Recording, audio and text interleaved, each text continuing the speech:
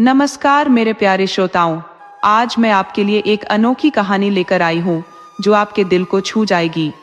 तो बिना देर किए चलिए कहानी शुरू करते हैं। बहुत पुरानी बात है। एक गांव था जिसका नाम गिरधरपुर था। उसी गांव में सोमपाल नाम का एक व्यक्ति रहता था। वह एक साधारण किसान था जो खेती बाड़ी कर अपने परिवार का भरण पोषण करता था। उसकी सरलता और सादगी उसकी पहचान थी।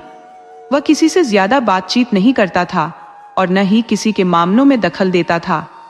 लेकिन उसकी एक खासियत थी, अगर कोई उसे बेवजह तंग करता तो वह बिना बदला नहीं मानता था। ऐसा कहा जाता था कि उसे छेड़ना वैसा ही था जैसे किसी मधुमक्खी के छत्ते में हाथ डाल देना। इसी वजह से गांव के लोग उससे डरते थे और बेवजह उसे परेशान करने की हिम्मत नहीं करते थे।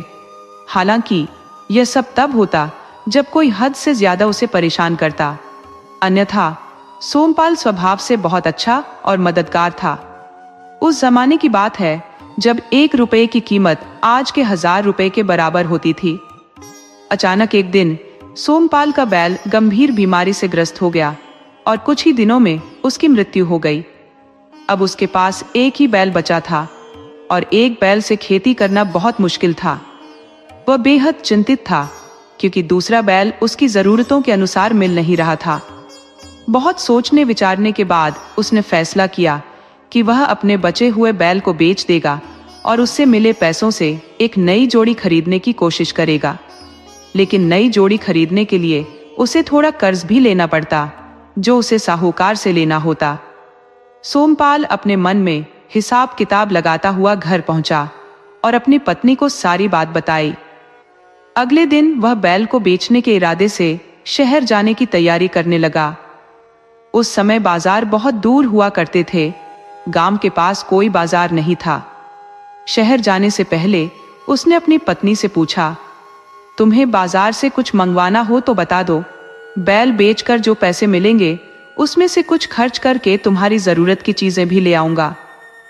पत्नी ने उसे अपनी जरूरत की चीजों की सूची दी और सोमपाल बैल लेकर बाजार की ओर चल पड़ा।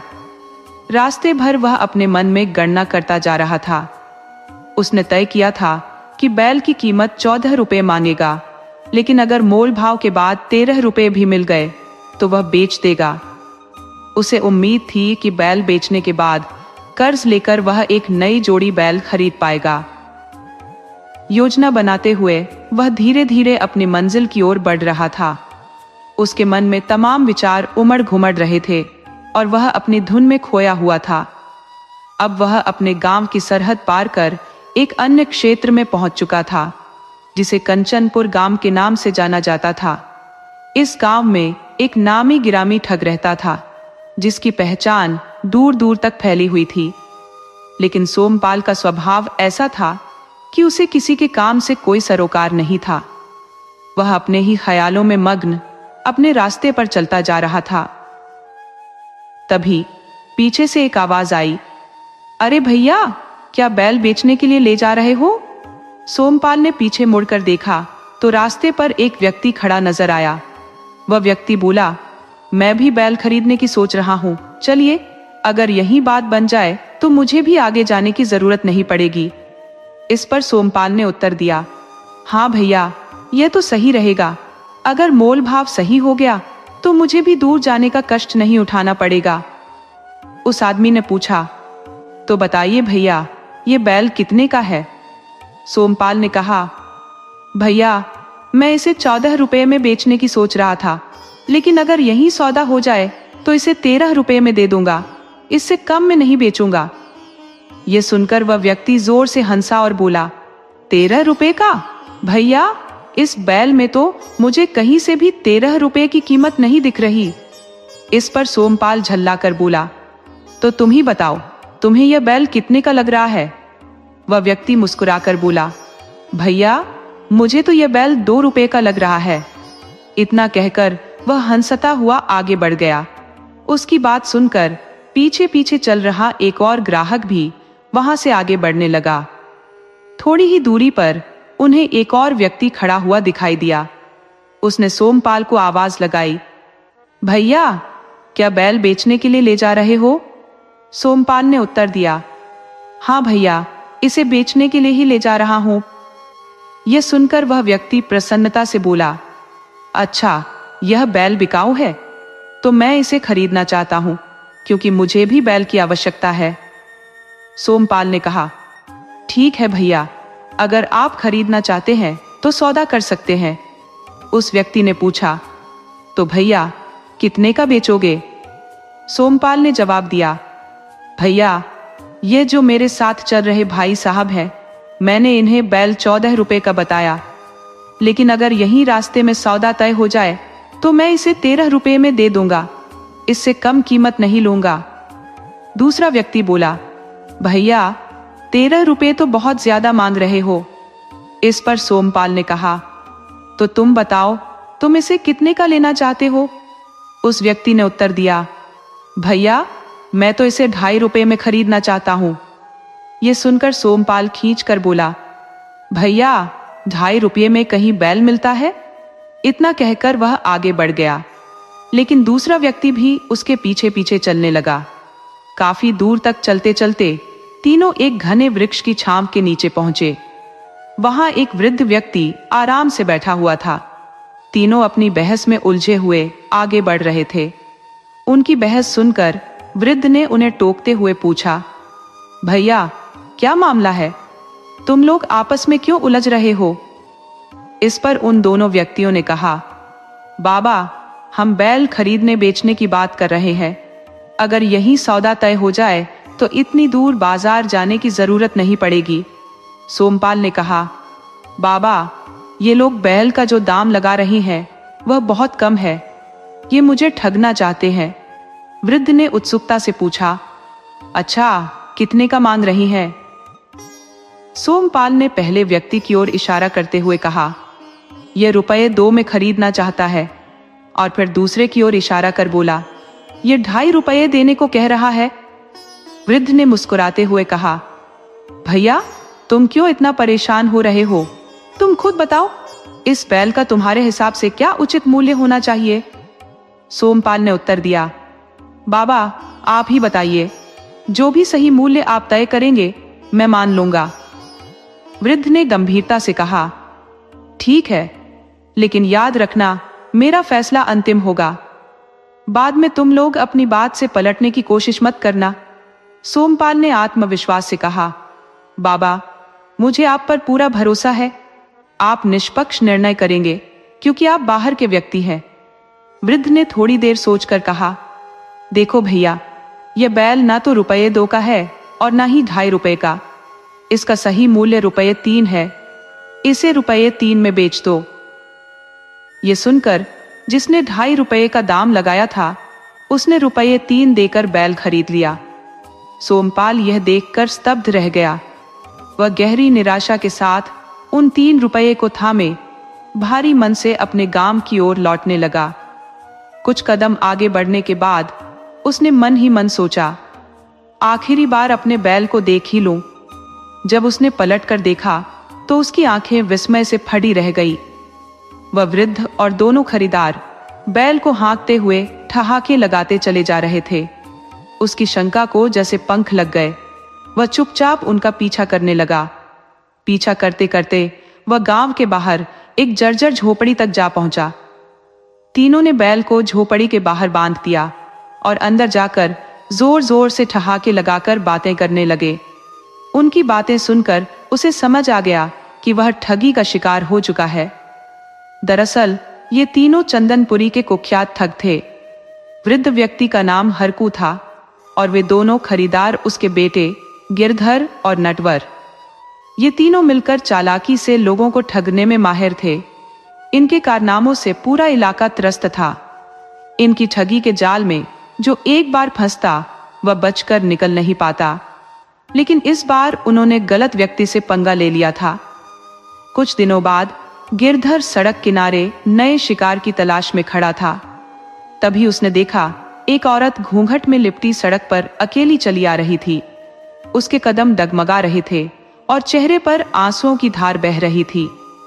गिरधर ने सहानुभूति दिखाते हुए पूछा, बहन क्या बात है, तुम क्यों रो रही हो?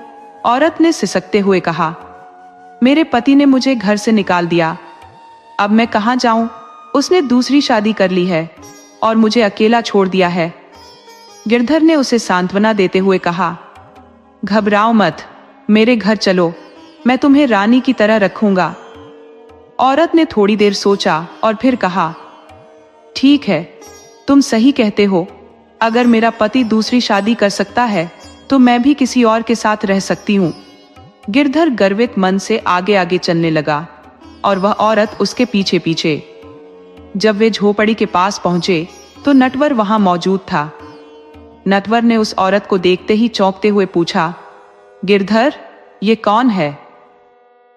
गिरधर थोड़े आक्रोशित स्वर में बोला, भैया, ये मेरी पत्नी है, तुम्हारी छोटी बहू है, और कौन होगी? नटवर ने हैरानी में पूछा, तुम्हारी पत्नी ये कहां से आ गई? गिरधर ने उत्तर दिया, यह बेचारा अबला है, इसके पति ने इसे घर से बाहर निकाल दिया। मैंने इससे विवाह करने का वचन दिया है, तो यह मेरी पत्नी हुई या नहीं? तुम्हारी भाभी हुई या नहीं? नटवर यह सुनकर झुंझलाते हुए बोला, अरे मूर्ख, तुझे मेरी जरा भी परवाह नहीं है। मैं तुझसे बड़ा हूं, तेरा तो विवाह फिर भी हो जाएगा, पर मेरा कौन करेगा? इसलिए इससे विवाह मैं करूंगा। गिरधर को यह सुनकर बहुत गुस्सा आया। इतने में हरकू आ गया।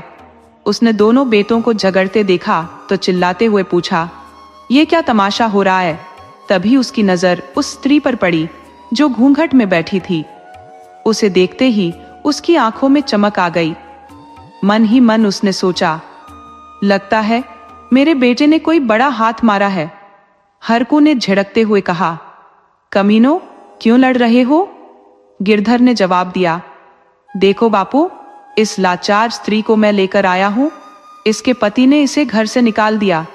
मैंने वचन दिया है कि मैं इससे विवाह करूंगा।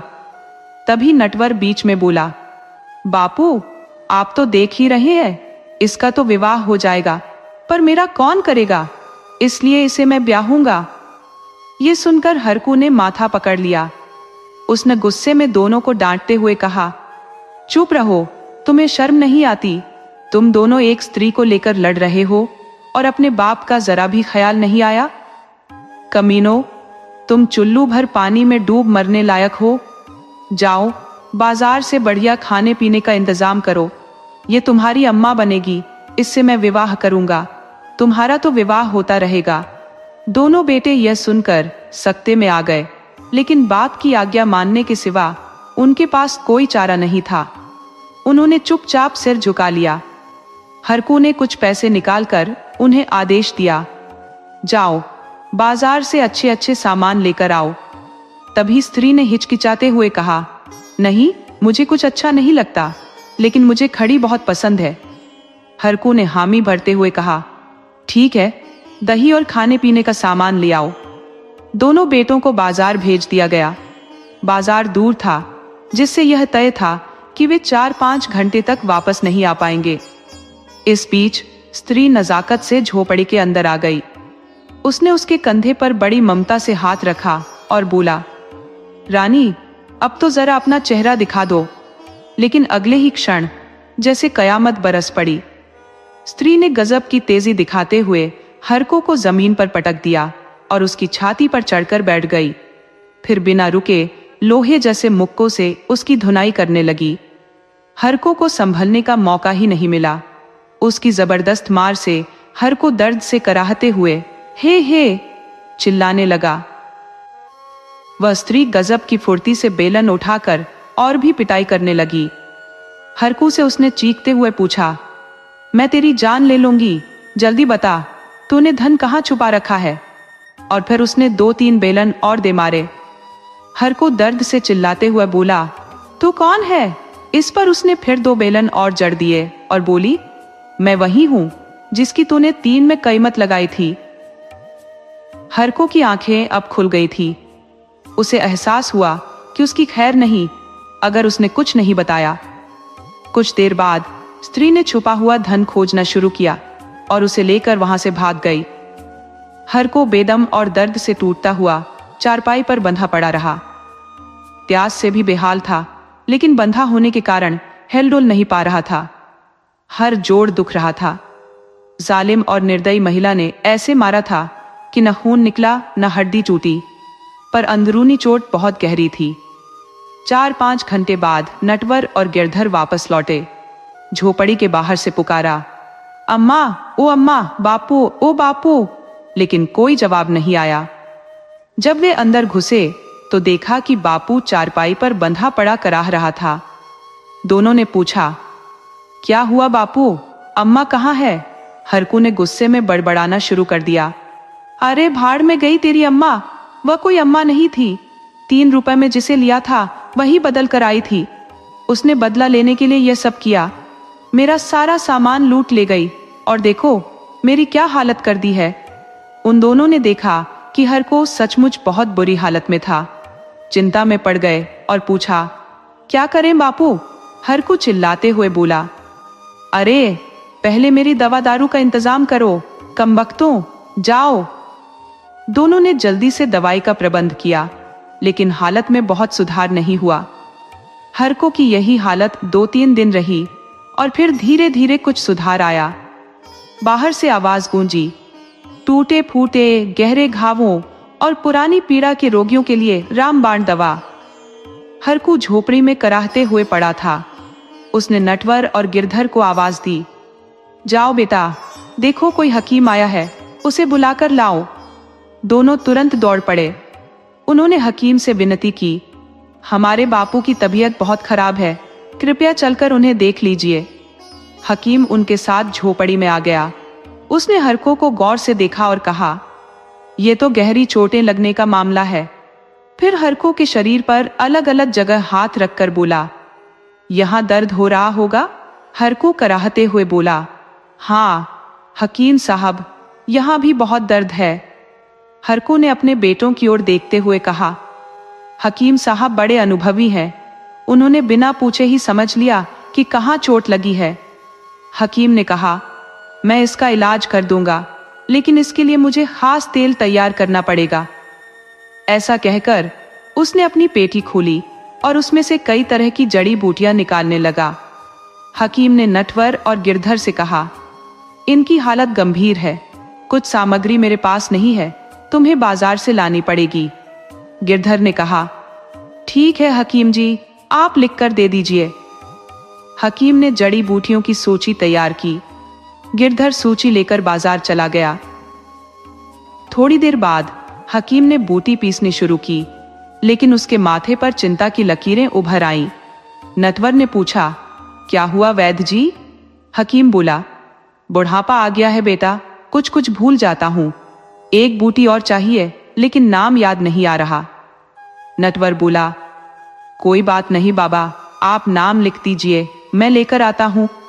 हकीम ने पर्ची पर नाम लिखा और नटवर बाजार के लिए निकल गया। हकीम ने दावा तैयार करना शुरू किया। तभी उसने इमाम दस्ते को किनारे रख दिया और अचानक हरको की छाती पर चढ़कर बैठ गया। उसने पूछा, यहां सबसे ज्यादा दर्द हो रहा है, सही कह रहा हूं ना? फिर 2 घूंसे दे मारे। हरको का दम घुटने लगा, उसकी सांसें अटक गई। हरको को अब शक हुआ। उसने कांपती आवाज में पूछा, तू कौन है? हकीम ने तीखी नजर से देखते हुए कहा, मैं वही हूं जिसका तूने 3 रुपए में सौदा किया था। अब जल्दी से बता, तूने धन कहाँ छुपा रखा है? हरकू ने डरते हुए कहा, मुझे मत मारो, मैं सब बता देता हूं। जो चूल्हा है उसके पास मिट्टी में धन गड़ा हुआ है। हकीम ने फुर्ती से हरको को रस्सियों से कसकर बांधा और उसे झोपड़ी के कोने में पटक दिया। इसके बाद उसने चूल्हे के पास मिट्टी खोदकर वहां से छुपा हुआ धन निकाल लिया। फिर वह हरको के पास आया और गुर्राते हुए बोला, और कहां छुपा रखा है, जल्दी बता। हरकू दर्द और डर से तड़प उठा। हकीम ने फिर से 2-3 थप्पड़ उसके गालों पर जड़ दिए। हरकू चीखते हुए बोला, बताता हूं, सब बताता हूं। आंगन में जो अलमारी रखी है उसके नीचे भी धन गड़ा हुआ है। हकीम ने हरकू के घर के अलग अलग हिस्सों से सारे धन को समेट लिया। फिर उसने उस धन को बोरियों में भरकर कुएं के पास रखा। हरकू के मुंह में कपड़ा ठूंस दिया और उसे रस्सियों से बांधकर कुएं की चरखी पर लटका दिया। इसके बाद वह वहां से चुपचाप भाग निकला। जब गिरधर और नटवर बाजार से जड़ी बूटियां लेकर लौटे तो उन्होंने देखा कि पूरा घर अस्त व्यस्त था, जैसे किसी ने हर चीज को खोदकर उलट पलट कर दिया हो। हकीम का कहीं कोई अता पता नहीं था। नटवर ने घबराकर पुकारा, बापू बापू कहाँ हो? लेकिन कोई जवाब नहीं मिला। गर्मी से बेहाल और प्यासे गिरधर ने पानी लाने का सोचा और कुएं की ओर बढ़ा। जब उसने कुएं के भीतर झांका तो आवाज आई, मुझे निकालो। गिरधर ने देखा कि हरको कुएं में झूल रहा था। वह फौरन कुएं में रस्सी डालकर हरको को बाहर खींच लाया। हरको के मुंह से कपड़ा निकाला गया और उसके हाथ पैर खोले गए। मुश्किल से खड़ा होने के बाद हरको ने कांपती आवाज में कहा, वो ठग था, वही जिससे हमने 3 रुपये में बैल खरीदा था। उसने कहा है कि मुझे जिंदा नहीं छोड़ेगा और बाद में तुम्हारी भी बारी आएगी। हरको, गिरधर और नटवर इतने भयभीत हो गए कि उन्होंने गांव छोड़ने का फैसला कर लिया। वे अपनी जमीन, अपना घर छोड़कर दूसरी जगह चले गए। इस घटना के बाद उस इलाके में ठगों का आतंक समाप्त हो गया। गांव वालों को फिर से शांति मिली और अब वे बाजार जाने में डरते नहीं थे। सोमपाल ने ठगों को सबक सिखाया था। जिस बैल का सौदा 3 रुपये में हुआ था, उसने उनके मंसूबों को नाकाम कर दिया। आखिरकार गांव में खुशहाली लौट आई। हर कोई चैन और शांति से रहने लगा।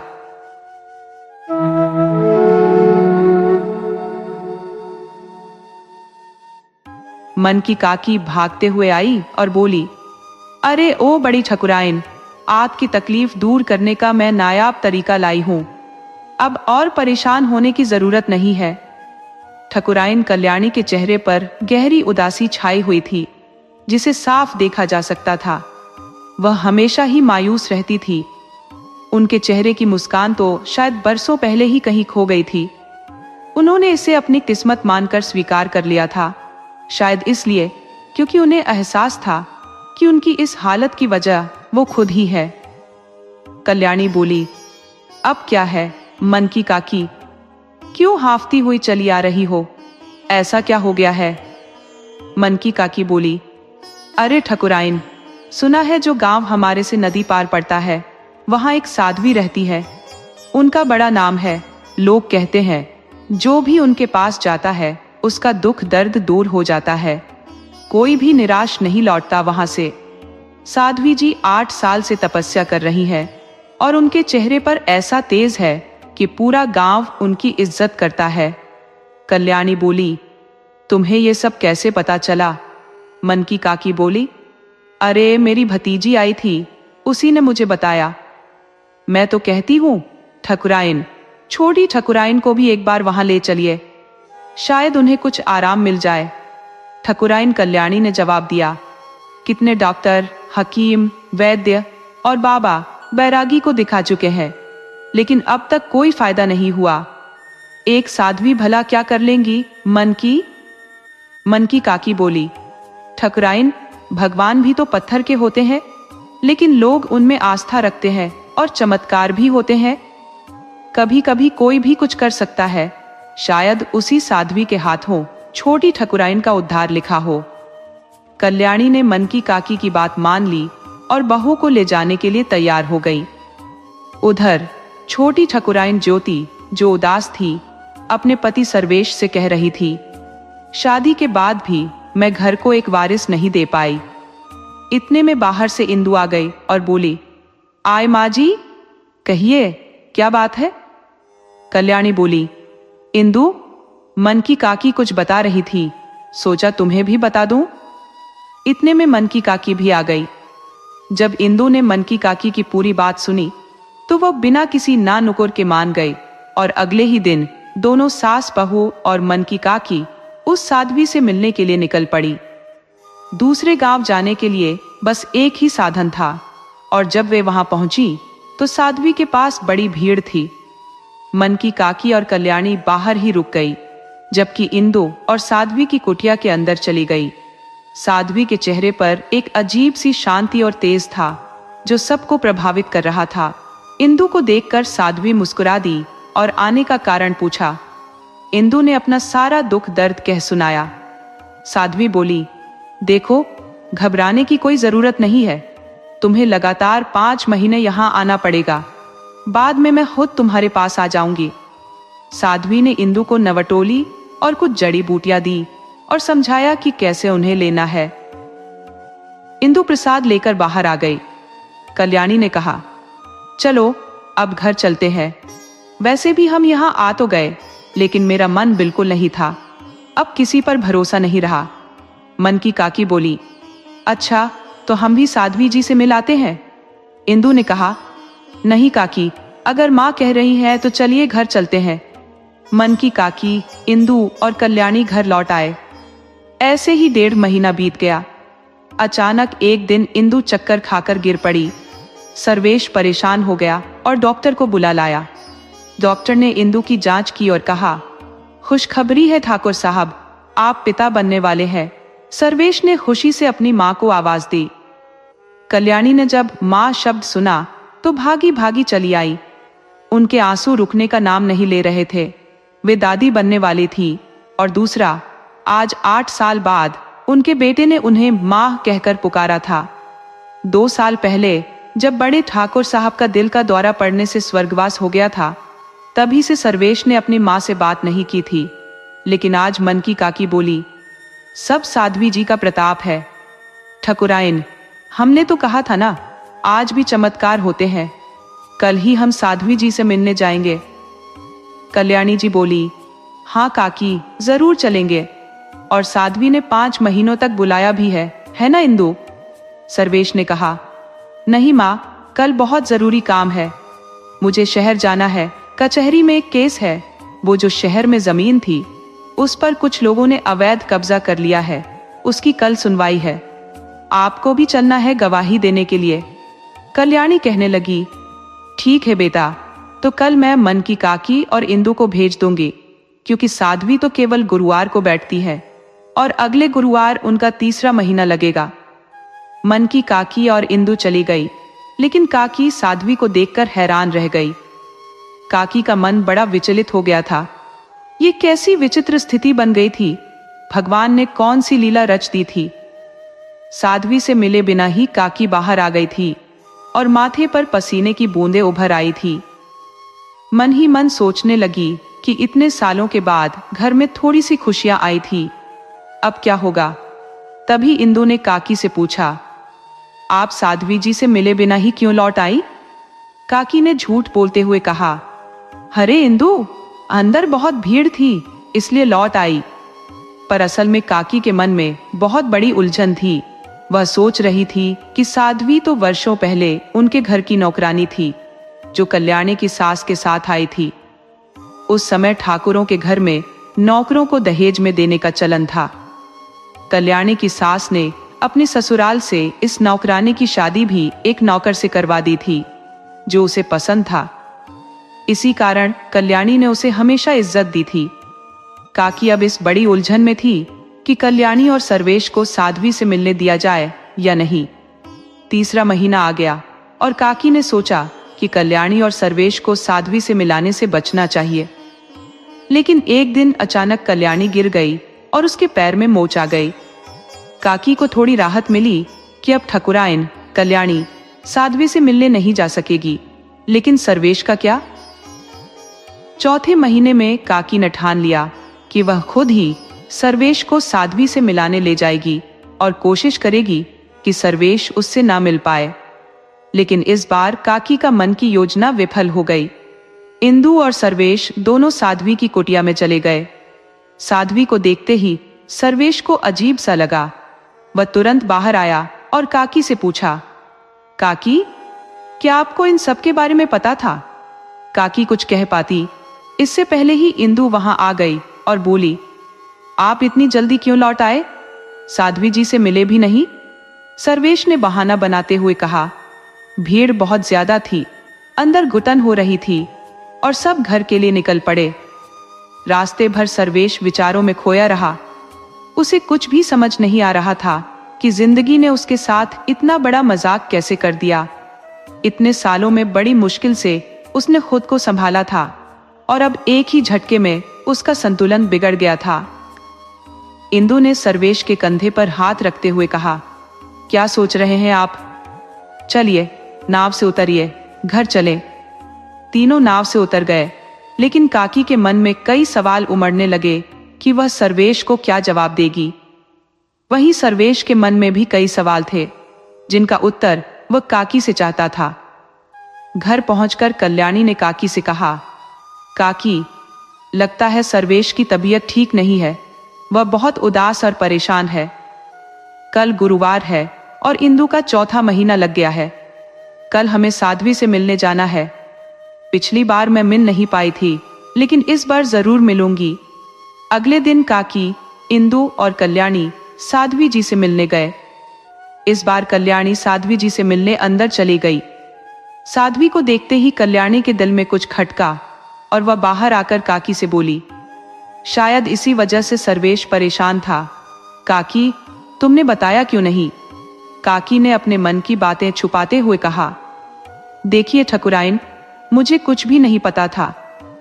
जब पहली बार आई थी तब भी मुझे कुछ नहीं पता था। कल्याणी सोचने लगी कि कैसे अतीत, जिसे वह इतने सालों से दूर भगाने की कोशिश कर रही थी, उसका वर्तमान बनकर उसके सामने आ खड़ा हुआ। अब क्या होगा? यही सोचकर कल्याणी और ज्यादा परेशान हो गई। सभी साध्वी से मिल चुके थे, लेकिन कोई भी आपस में कुछ नहीं कह रहा था। घर पहुंचने पर कल्याणी पूरे दिन परेशान रही। उसके मन में अजीब सी उथल पुथल मची थी। वह सोच रही थी, यदि सब कुछ अपने तरीके से चलाती तो शायद उसकी जिंदगी इस मोड़ पर न ठहरती। लेकिन यह कैसे हो सकता था? खानदान की इज्जत का डर और लोगों की सोच का दबाव था। सर्वेश की बात मानने में उसका भी कुछ स्वार्थ था। ये सोचते सोचते वह अपने अतीत के पन्ने पलटने लगी। 23 साल पहले की बात है। जाए इसी हवेली में वह दुल्हन बनकर आई थी। बस 16 पार करके विवाह हो गया था। इतनी छोटी उम्र में ही विवाह हो गया था। वह बेहद नाजुक, गोरी रंगत की ओर सुंदर थी। हाथ पैर और शरीर का रूप बहुत आकर्षक था। सास उनकी झलक देखकर थक जाती थी। बलैया लेकर सास ने उनकी तारीफों के पुल बांध दिए थे। कल्याणी के पति मान सिंह उसे 10 साल बड़े थे और वे भी उसे बहुत प्रेम करते थे, क्योंकि उनके पिता ठाकुर सुमेर सिंह का कई साल पहले निधन हो चुका था। जमींदारी की जिम्मेदारी उनके कंधों पर आ गई थी और जमींदारी के चलते वे अपनी पत्नी कल्याणी को ज्यादा समय नहीं दे पाते थे।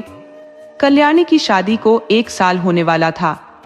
अब वह 18 साल की हो चुकी थी।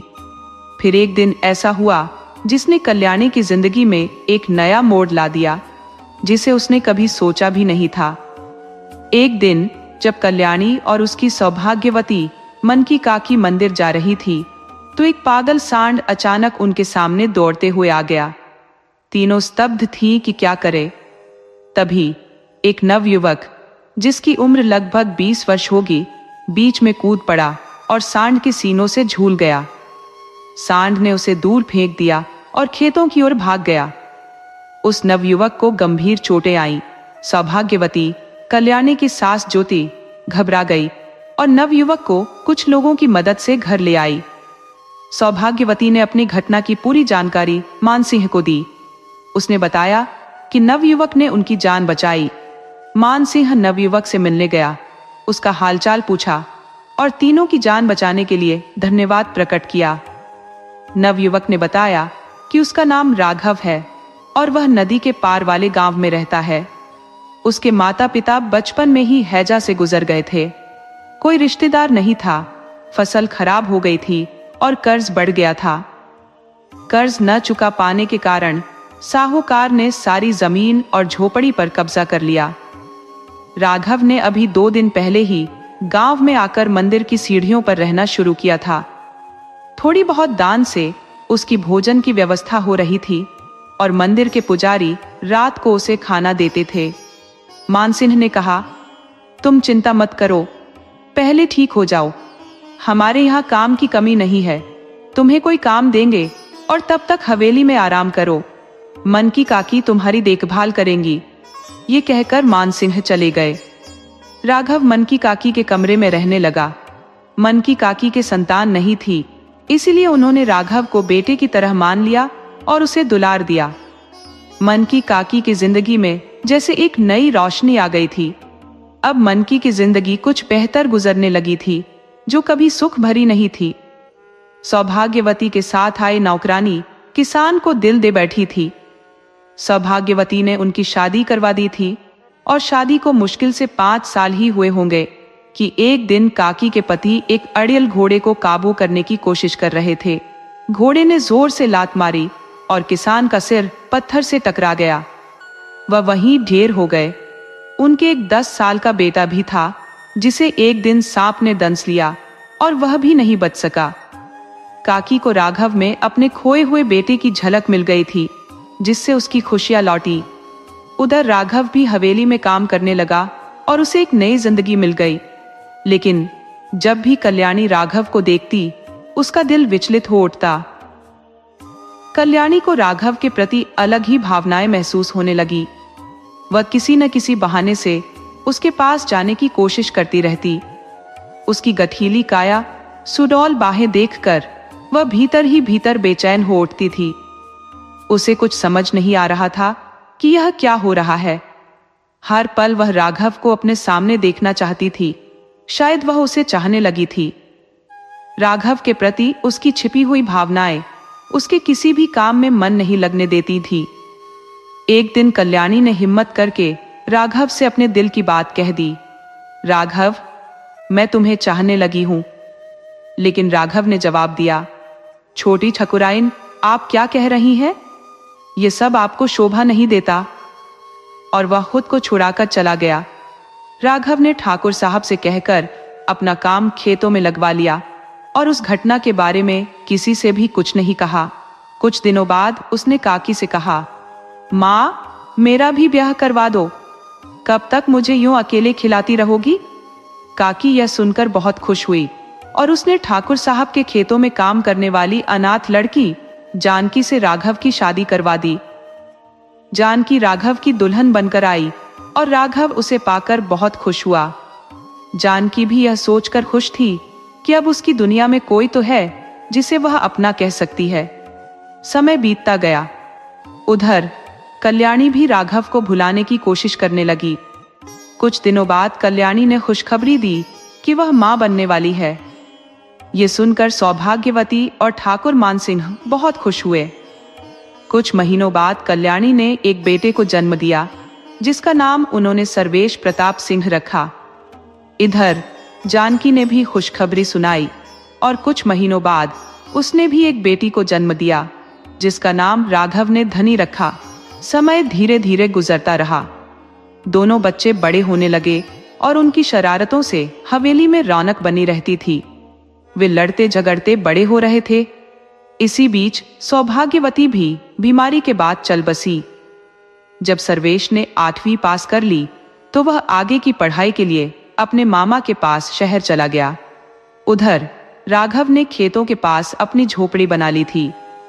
ठाकुर साहब की गौशाला भी वहीं थी, जिससे राघव और जानकी को गाय भैंसों और बैलों की देखभाल में आसानी होती थी। लेकिन राघव ने काकी को साथ नहीं लिया। उसने कहा, माँ, तुम सारी जिंदगी हवेली में रही हो, वहीं आराम से रहो। झोपड़ी में तुम कैसे रहोगी? धनी और सर्वेश दूर रहकर बड़े हो रहे थे, लेकिन उनके दिल में एक दूसरे से बिछड़ने का दर्द छिपा हुआ था। जब कभी सर्वेश छुट्टियों में आता तो धनी उससे मिलने नहीं जाती थी, क्योंकि जानकी हवेली में जाने से मना करती थी। उसे डर था कि हवेली के ठाठ बाट देखकर उसकी बेटी बिगड़ न जाए। गरीबों के पास न तो अच्छे कपड़े पहनाने की ताकत होती है और न ही अच्छी तरह से खिलाने की। जानकी को यह भी चिंता थी कि उसकी बेटी की ससुराल कैसी होगी। इसी तरह दोनों बच्चे बड़े होते रहे। सर्वेश अपनी कॉलेज की पढ़ाई पूरी करके घर लौट आया, क्योंकि ठाकुर साहब अब बीमार रहने लगे थे और उन्हें एक सक्षम व्यक्ति की जरूरत थी। इस कारण सर्वेश को वापस आना पड़ा। इस बीच कल्याणी अपने बेटे के लिए एक उपयुक्त दुल्हन की खोज में थी। इसी दौरान किसी रिश्तेदार ने एक रिश्ता बताया, जिसे कल्याणी ने मंजूर कर लिया। और कहा कि वे नवरात्रि में आकर लड़की को देखेंगे। एक दिन मनकी काकी को बाजरे की रोटी और प्याज की चटनी खाने की इच्छा हुई। उन्होंने जानकी से कहा, कृपया धानी को भेज देना, मेरे बूढ़े शरीर में ज्यादा चलने फिरने की ताकत नहीं है। अगर वह मेरी पसंद की बाजरे की रोटी और प्याज की चटनी लेकर आ जाए तो बहुत अच्छा होगा। धानी के इंतजार में मनकी काकी हवेली के आंगन में बैठी थी। इसी बीच सर्वेश ने काकी से पूछा, काकी, आप किसका इंतजार कर रही है? क्या कोई दूल्हा ढूंढ लिया है? मनकी काकी ने जवाब दिया, आप कैसी बातें कर रहे हैं छोटे ठाकुर? हम तो अपनी धनी बिटिया का इंतजार कर रहे हैं। पता नहीं वह चिड़ैल कहाँ गायब हो गई जो बाजरे की रोटी और चटनी लाने वाली थी। सर्वेश ने पूछा, क्या वह बचपन में हमारी हवेली में रहती थी? मनकी काकी ने हाँ कहा और बोली, हाँ वही, वह अभी तक आई नहीं है, बहुत भूख लगी है। सर्वेश ने कहा, मैं भी खाऊंगा, मैंने भी जान की चाची के हाथ का खाना बचपन में खाया है। इतना कहकर धानी आ गई। धानी को देखते ही सर्वेश की नजरें उसकी ओर केंद्रित हो गई और वह गहराई से उसे देखने लगा। धानी ने खाना देकर बिना ज्यादा बातचीत किए वहां से चली गई। उधर राघव एक उपयुक्त रिश्ते की तलाश में था। उसे एक किसान लड़का मिला जो अपने माँ बाप का इकलौता बेटा था। नवरात्रि में राघव ने भी रिश्ते की बात तय कर ली। धानी को इतने सालों बाद देखकर सर्वेश ने मन बना लिया कि वह धानी से मिले बिना वापस नहीं जाएगा। रात को खाना खाकर सर्वेश अपने कमरे में गया और किताबें पढ़ने लगा। अचानक उसे एक पुराना संदूक याद आया। उसने संदूक खोला और एक छोटी लकड़ी के बक्से को ढूंढने लगा। उस बक्से में एक पायल, एक खाली शाही दवा और एक पुराना पत्र था। सर्वेश पायल को देखकर उसे हाथ में लेकर देखने लगा। कल्याणी दूध लेकर आई और उसने सर्वेश को आवाज दी। सर्वेश ने झटपट सब कुछ बंद करके संदूक बंद कर दिया और कहा, हाँ माँ, आ जाइए। कल्याणी ने कहा, लो बेटा, दूध पी लो, आज तुमने ठीक से खाना भी नहीं खाया। बेटा, तबीयत तो ठीक है? सर्वेश ने जवाब दिया, हाँ माँ, सब ठीक है। आज दोपहर में जान की चाची ने मनकी काकी के लिए बाजरे की रोटी और प्याज की चटनी भेजी थी, लेकिन वह खाली थी। कल्याणी ने कहा, ठीक है, लेकिन उन लोगों से थोड़ा दूर रहना। सर्वेश ने कहा, ठीक है माँ, सो जाऊं। रात की नींद में सर्वेश केवल धानी के बारे में सोच रहा था और उसने पक्का कर लिया कि धानी से मिलकर रहेगा। सुबह होते ही सर्वेश गौशाला पहुंच गया और जानकी से राम राम की। जानकी ने कहा, खुश रहो बेटा। सर्वेश ने जानकी से पूछा, काकी और चाचा कैसे हैं? जानकी ने कहा, ठीक है, अभी खेत गए हैं। सर्वेश ने धानी के बारे में पूछा। जानकी ने कहा, वह देर से कपड़े धोकर लाने में लगी है, उसने बाबा को खाना दे दिया है, भूखे होंगे। धानी खाना लेकर खेत की ओर चल पड़ी। सर्वेश ने भी खेत की ओर रुख किया। धानी को देखकर वह चौंक गई और बोली, छोटे ठाकुर, तुम तो वही बचपन वाले हो, जैसे राक्षसों वाली हरकतें करते थे वैसे ही अब भी कर रहे हो। सर्वेश ने कहा, और तुम भी बचपन में चुड़ैलों जैसी हरकतें करती थी, याद है? कितना परेशान करती थी, मुझे पढ़ने नहीं देती थी। धानी ने जवाब दिया, मैं तब बच्ची थी, अब तो जवान हो गई हूं और सुंदर भी। सर्वेश ने हंसते हुए कहा, हाँ, अब तुम जवान और सुंदर हो, लेकिन कल तुम हवेली से क्यों भाग गई थी? धानी ने कहा, मैं आपसे डर गई थी, कहीं आप बचपन की तरह फिर से मेरी छोटी न खींच ले। सर्वेश ने हंसते हुए कहा, अच्छा, और फिर छोटी पकड़कर खींच दी? धानी गुस्से में भाग गई और कहा, छोटे ठाकुर, आप वहीं पुराने हैं। राघव के पास नानी पहुंची तो उसने पूछा, बिटिया, क्या हुआ? तेरे चेहरे पर यह उदासी क्यों है? धानी ने कहा, नहीं बाबा, कुछ नहीं, बस पैर में कांटा चुभ गया था। अगले दिन सर्वेश फिर खेतों की तरफ चला गया, लेकिन उसका दिल धानी से मिलने को बेताब था। धानी को मनाना भी तो जरूरी था, क्योंकि वो नाराज होकर चली गई थी। सर्वेश ने देखा कि धानी खेतों में बैठकर अमरूद खा रही है। वह भी उसके पास जाकर बैठ गया और बोला, धानिया, मुझे भी खिलाओ ना, जैसे बचपन में बाघ से चुरा कर खिलाती थी। धानी ने गुस्से में कहा, मुझसे बात मत करो छोटे ठाकुर, मुझे बहुत गुस्सा आ रहा है। सर्वेश ने हैरानी से पूछा, क्यों नाराज हो? धानी बोली, कल तुमने मेरी छोटी क्यों खींची थी? सर्वेश ने माफी मांगते हुए कहा, मुझे माफ कर दो। लो, कान भी पकड़ लिया, अब कहो तो उठक बैठक भी लगा दूं? धानी ने हंसते हुए कहा, नहीं ठाकुर साहब, ऐसा मत करो, मुझे पाप लगेगा। चलो, माफ किया। दोनों फिर से अमरूद खाते हुए हंसने लगे। दिन बीतते गए। दोनों कभी गांव की पहाड़ी पर तो कभी नहर के किनारे और कभी अमरूद के बागों में साथ घूमने लगे। इसी तरह नवरात्रि भी आ गई और उनके रिश्ते पक्के हो गए। सर्वेश की शादी अगले साल तय हुई, क्योंकि धानी के होने वाले दूल्हे की दादी को मरे अभी 1 साल पूरा नहीं हुआ था। एक दिन किसी ने कल्याणी को बता दिया कि तुम्हारा सर्वेश और धानी साथ साथ घूमते हैं। कल्याणी ने तुरंत जानकी को बुलवाया और उसे कड़े शब्दों में बहुत कुछ सुनाया। जानकी चुपचाप घर लौट आई और धानी को डांटते हुए कहा, अब तू घर से बाहर कदम भी नहीं रखेगी। तेरा ब्याह तय हो गया है और तुझे अब दुर्गेश से मिलना बंद करना होगा। दूसरी तरफ सर्वेश बहुत परेशान था, क्योंकि धानी से न मिलने की वजह से वह बेचैन हो रहा था। एक दिन जानकी बीमार पड़ गई और घर में लकड़ियां खत्म हो गईं। धानी को मजबूरन जंगल में लकड़ियां लेने जाना पड़ा। शाम हो चली थी और बादल घिर आए थे। तभी उसने देखा कि सर्वेश उसका पीछा करते हुए जंगल तक आ गया है। सर्वेश ने उसे गले लगाते हुए कहा, धानी, तुम मुझसे बात क्यों नहीं करती हो? उससे मिलना क्यों नहीं चाहती हो? धानी ने खुद को छुड़ाते हुए कहा, छोटे ठाकुर, क्या कर रहे हो? मेरा विवाह तय हो गया है और तुम्हारा भी। सर्वेश बोला, लेकिन धानी, मैं तुमसे प्यार करता हूं और मुझे किसी की परवाह नहीं। धानी ने जवाब दिया, लेकिन मुझे है। मैं अपने माँ बाबा का नाम बदनाम नहीं करना चाहती। सर्वेश ने कहा, बदनामी कैसी धानी? हम एक दूसरे के बिना खुश नहीं रह सकते। चलो, मैं सबको बता दूंगा। धानी ने कहा, हाँ, मैं भी तुमसे बचपन से प्यार करती हूँ और तुम्हारे बिना नहीं रह सकती। दोनों एक दूसरे के गले लग गए और रोने लगे। जब वे गांव लौटने लगे तो जोरदार बारिश होने लगी और अंधेरा भी छा गया। भीगते हुए वे गांव पहुंचे। उधर कल्याणी सर्वेश के घर जल्दी न आने से परेशान थी। उसने पता करवाया तो पता चला कि सर्वेश धानी के पीछे पीछे जंगल की तरफ गया था। ये सुनकर कल्याणी का गुस्सा भड़क उठा। उसने राघव को बुलाकर कहा, तुम्हारी बेटी अपनी औकात भूल गई है। वह सर्वेश से शादी के सपने देख रही है जो कभी पूरे नहीं हो सकते।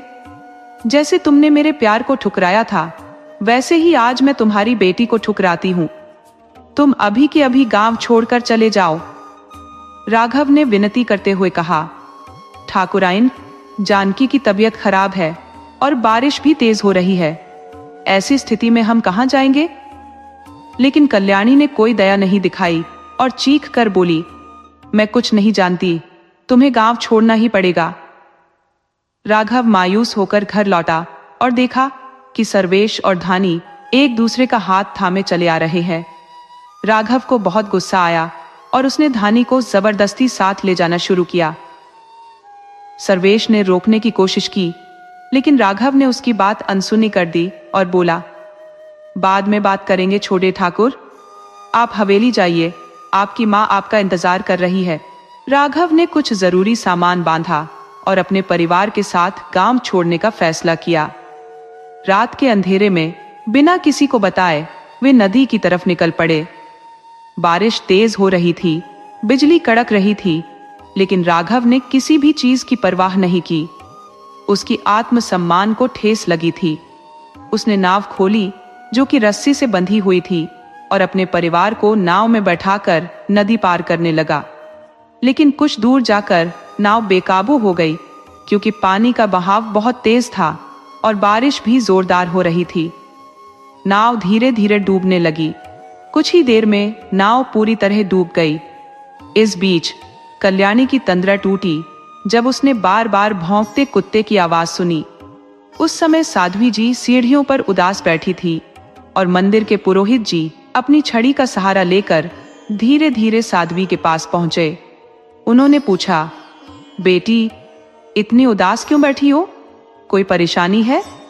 साध्वी ने जवाब दिया, कुछ नहीं बाबा, बस थोड़ी सी थकान है। पुरोहित जी ने कहा, अपना ध्यान रखा कर।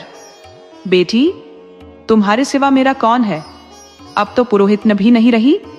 जब 8 साल पहले तुम हमारी जिंदगी में आई तो ऐसा लगा जैसे वर्षों की संतानहीनता पूरी हो गई।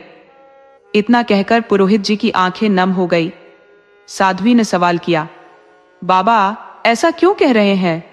तुम्हारे रूप में तो मुझे मेरे बाबा मिल गए थे, और अगर पुरोहित जी भी होते तो क्या होता? साध्वी की आंखों में भी आंसू छलक आए। फिर रोहित जी ने पूछा, अच्छा, अब खाना भी खिलाओ या ऐसे ही चले? बहुत भूख लगी है, आज क्या बनाया है मेरी बेटी ने?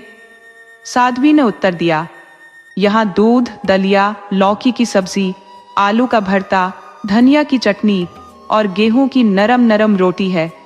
ये सब बाबा की उम्र के हिसाब से बनाया है, क्योंकि तुम्हारे दांत कमजोर हो गए हैं, इसीलिए ऐसा खाना बनाया है जिसे आसानी से खा सके। रोहित जी ने कहा, बहुत अच्छा बेटी, तुम मेरा कितना ख्याल रखती हो। फिर दोनों ने मिलकर खाना खाया। जब भोजन खत्म हुआ तो साध्वी ने कहा, अब मैं अपनी कुटिया में आराम करने चली जाऊंगी। फिर बाद में बादल गिर आए और बारिश शुरू हो गई। साध्वी उस बारिश वाली रात को याद करने लगी जब वह छोटे ठाकुर से दूर हुई थी। उस दिन धानी ने पहली बार अपने बाबा का गुस्सा देखा था। धानी के बाबा का गुस्सा भी जायज था, क्योंकि धानी का हाथ छोटे ठाकुर के हाथ में देखकर उन्हें यह सब उम्मीद नहीं थी। बाबा का स्वाभिमान आहत हुआ था।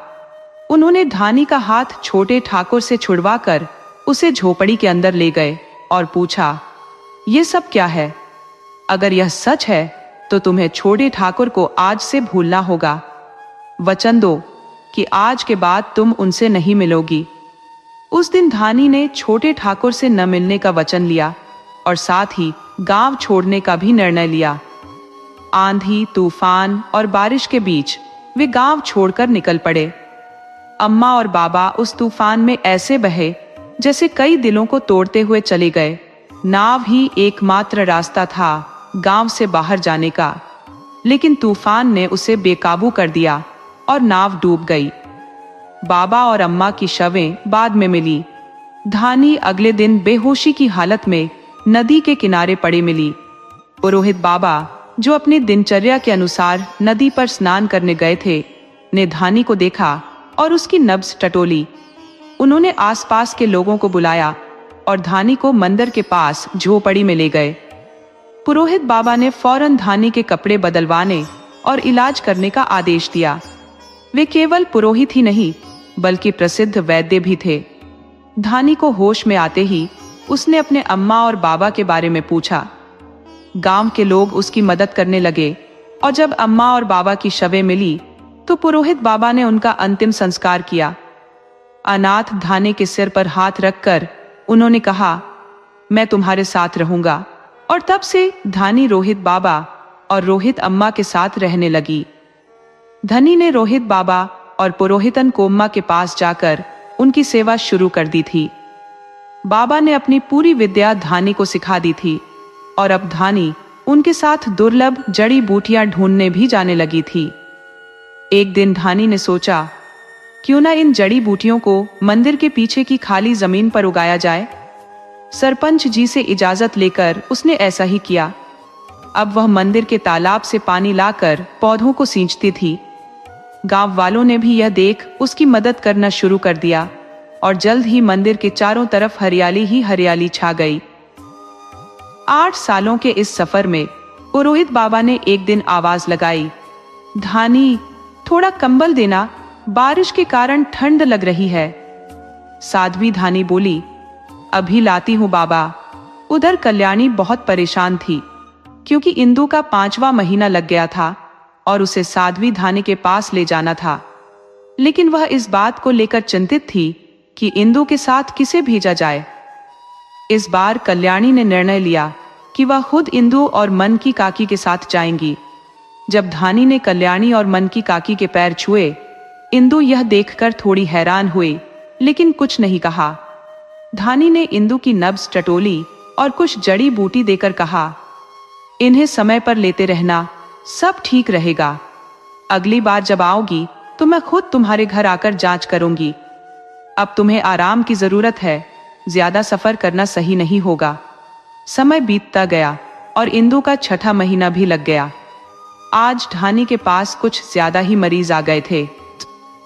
उसे घर के लिए खाना भी बनाना था, इसलिए उसने जल्दी जल्दी काम निपटाया। बाबा को खाना खिलाकर खुद भी खाया और फिर इंदु की जांच करने के लिए कल्याणी की हवेली की तरफ चल पड़ी। हवेली पहुंचते पहुंचते अंधेरा हो गया था। उसने दरवाजे पर दस्तक दी। नौकरानी ने दरवाजा खोला और पूछा, किससे मिलना है? धानी बोली, बड़ी ठकुराइन से मिलना है। नौकरानी ने उसे अंदर बुलाया और कहा, बैठक में बैठिए, मैं बड़ी ठकुराइन को बुलाती हूँ। धानी ने बड़े आदर से कल्याणी के पैर छुए और कहा, छोटी ठकुराइन को जल्दी बुला दीजिए, मुझे वापस जल्दी जाना है, नहीं तो नाव की आखिरी फेरी भी निकल जाएगी। कल्याणी ने जवाब दिया, कोई बात नहीं, हम अभी जानकी को नदी किनारे भेजकर नाविक को खबर करवा देते हैं। आज तुम यहीं रुको। धानी ने कहा, नहीं बड़ी ठकुराइन, आप छोटी ठकुराइन को बुला दीजिए, मैं उनकी जांच करके वापस चली जाऊंगी। कल्याणी की आंखों में आंसू आ गए और बोली, धानिया, क्या तुम हमें माफ करने का कोई मौका नहीं दोगी? उस रात धानी ने हवेली में रुककर इंदु की जांच की। थोड़ी देर बाद कल्याणी ने उसे खाना खाने के लिए बुलाया। तुम्हारे लिए बिना प्याज लहसुन और मसाले के खाना बनाया है, कल्याणी बोली। हवेली में लालटेन की धीमी रोशनी चारों ओर फैली हुई थी। सब बैठक में खाना खाने के लिए बैठे ही थे कि दरवाजे पर दस्तक हुई। नौकरानी ने दरवाजा खोला और सर्वेश अंदर आ गया। कल्याणी ने पूछा, जानकी, कौन आया है? नौकरानी बोली, मालकिन, छोड़े ठाकुर आए हैं। कल्याणी ने कहा, ठीक है, उनसे कह दो हाथ मुंह धोकर खाना खाने आ जाए। सर्वेश बोला, ठीक है माँ, अभी आता हूं। जब सर्वेश खाना खाने पहुंचा और धानी को देखा तो थोड़ा विचलित हो गया। सब चुपचाप खाना खा रहे थे। माहौल में अजीब सी खामोशी थी। कोई किसी से बात नहीं कर रहा था। सभी उलझन में थे कि क्या बोले और किससे बोले। खाना खत्म होते ही कल्याणी ने कहा, धानी, तुम मेहमानों वाले कमरे में सो जाओ, जानकी तुम्हें ले जाएगी।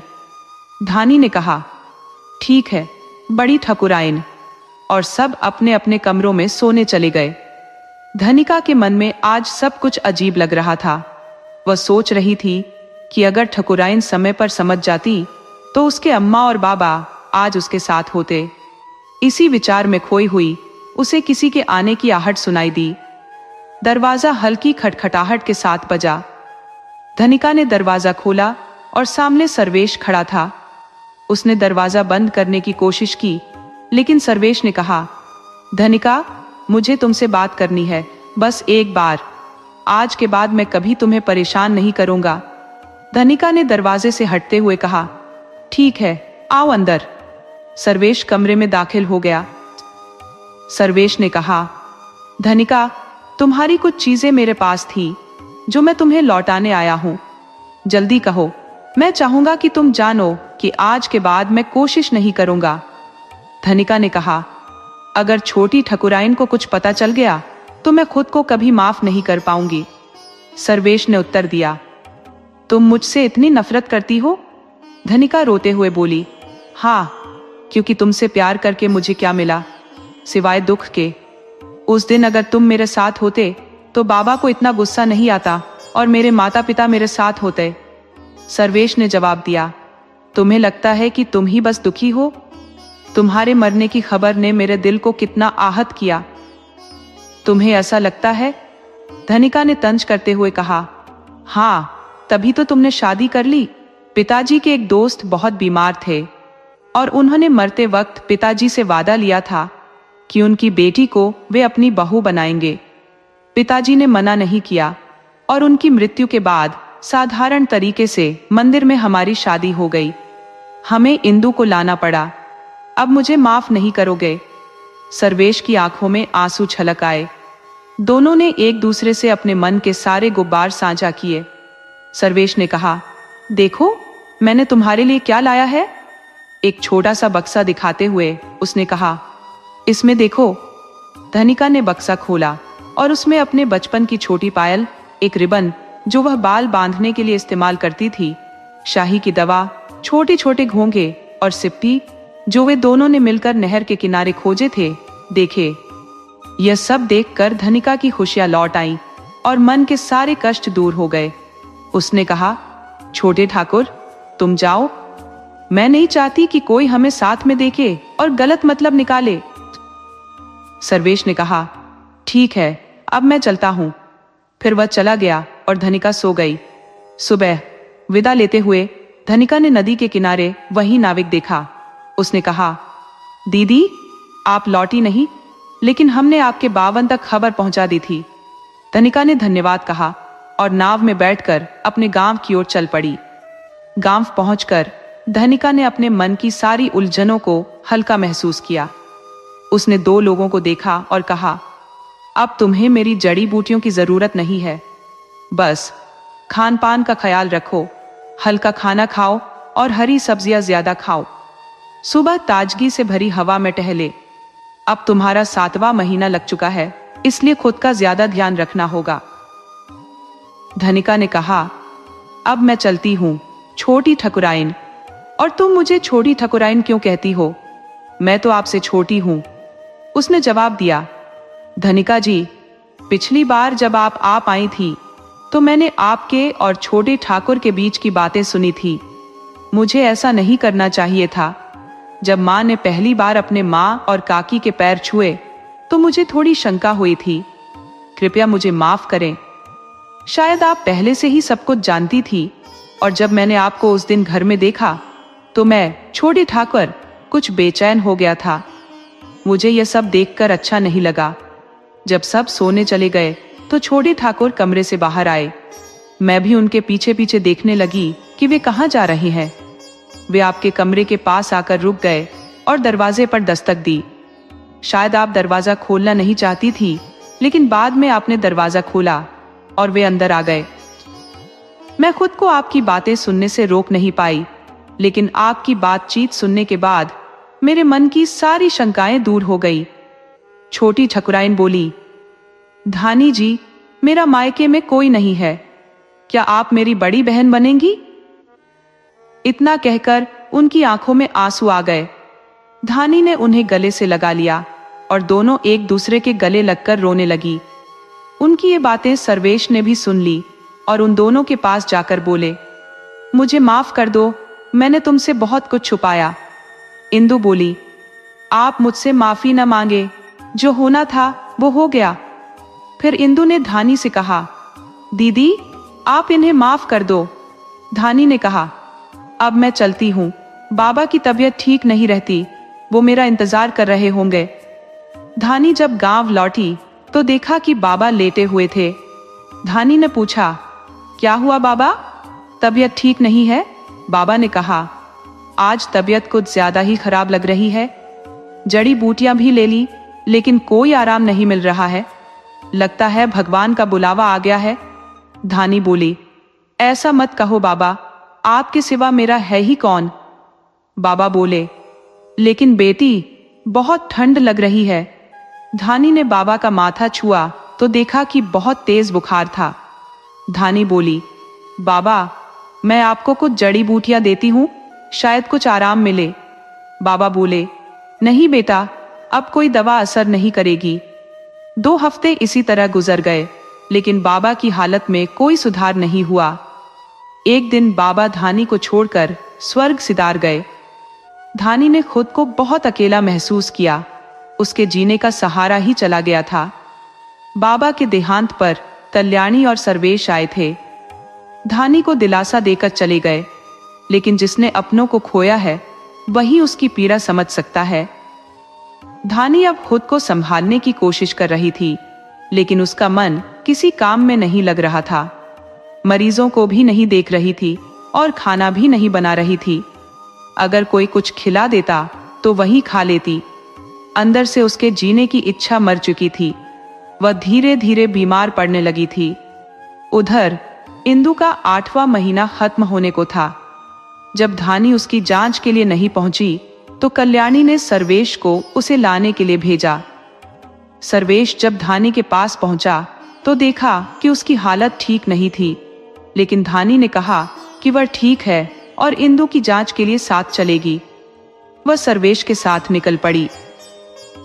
रास्ते में वही नाविक मिला और बोला, दीदी, बड़े दिन बाद आई हो।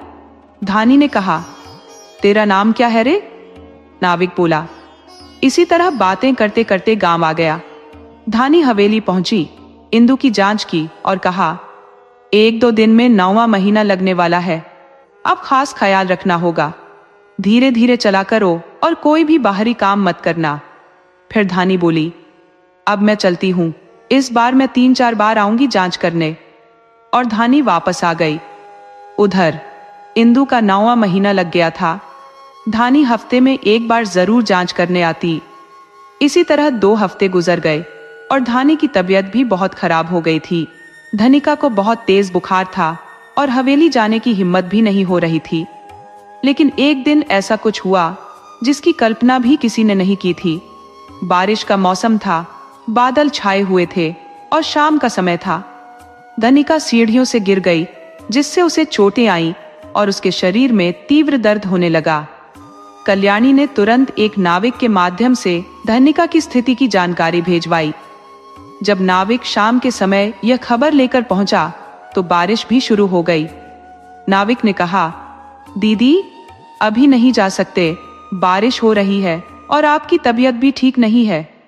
लेकिन धनिका ने उत्तर दिया, मुझे जाना होगा, किसी की मदद करनी है, किसी को मेरी जरूरत है। नाविक ने कहा, इस मौसम में हम कैसे जाएंगे?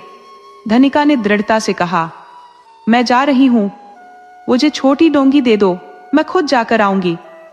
धनिका ने छोटी डोंगी ली और उसमें सर्वेश द्वारा दिए गए जड़ी बूटियों और छोटे बक्से को सावधानी से रख लिया।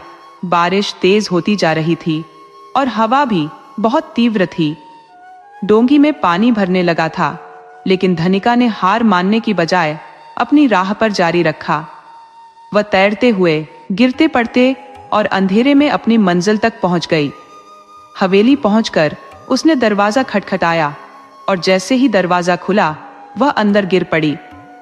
जानकी ने तुरंत बड़ी ठकुराइन को सूचित किया। कल्याणी के आते ही धनिका ने कहा, मेरी कमर में जो बक्सा है उसमें कुछ जड़ी बूटियां हैं, उन्हें निकालकर छोटी ठकुराइन को दे दो और पेट में मल दो, इससे आराम मिलेगा। कल्याणी ने कहा, पहले तुम अपने कपड़े बदल लो, तुम्हारी तबीयत भी ठीक नहीं लग रही। धनिका ने उत्तर दिया, आप मेरी चिंता मत करो, मरीज का ख्याल रखना बहुत जरूरी है। कल्याणी ने धनिका की सलाह के अनुसार जड़ी बूटियां निकाली और उसे बिस्तर पर लेटाया। धनिका हिचकियां लेने लगी। इस बीच सर्वेश हवेली के पास आया और धनिका की दयनीय स्थिति देखकर रो पड़ा। धनिका को सांस लेने में कठिनाई हो रही थी। इधर इंदु को जड़ी बूटियों से राहत मिली और प्रसव पीड़ा कम हो गई, जिससे प्रसव आसान हो गया। कल्याणी ने खबर दी कि एक बेटी हुई है। ये सुनकर धनिका ने अपनी आंखें बंद कर ली और हमेशा के लिए विदा हो गई। धनिका की त्याग की भावना को कल्याणी ने कभी नहीं भुलाया। इंदु ने अपनी बेटी का नाम धनिका रखा ताकि धनिका की याद हमेशा बनी रहे। सर्वेश और इंदु ने धनिका की अंतिम इच्छा का सम्मान करते हुए उसका अंतिम संस्कार किया और उसकी मांग भरकर उसे श्रद्धांजलि अर्पित की।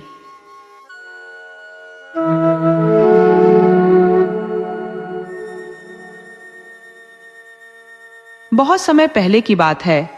एक गांव में तेजा सिंह अपने परिवार के साथ निवास करते थे। तेजा सिंह गांव के सरपंच थे। आज उनके घर के सामने जन सैलाब बढ़ता जा रहा था। गांव के सारे लोग इकट्ठा हो चुके थे। जिसने भी उस शव को देखा उसकी चीखें निकल गई। शव का तो बस नाम ही था।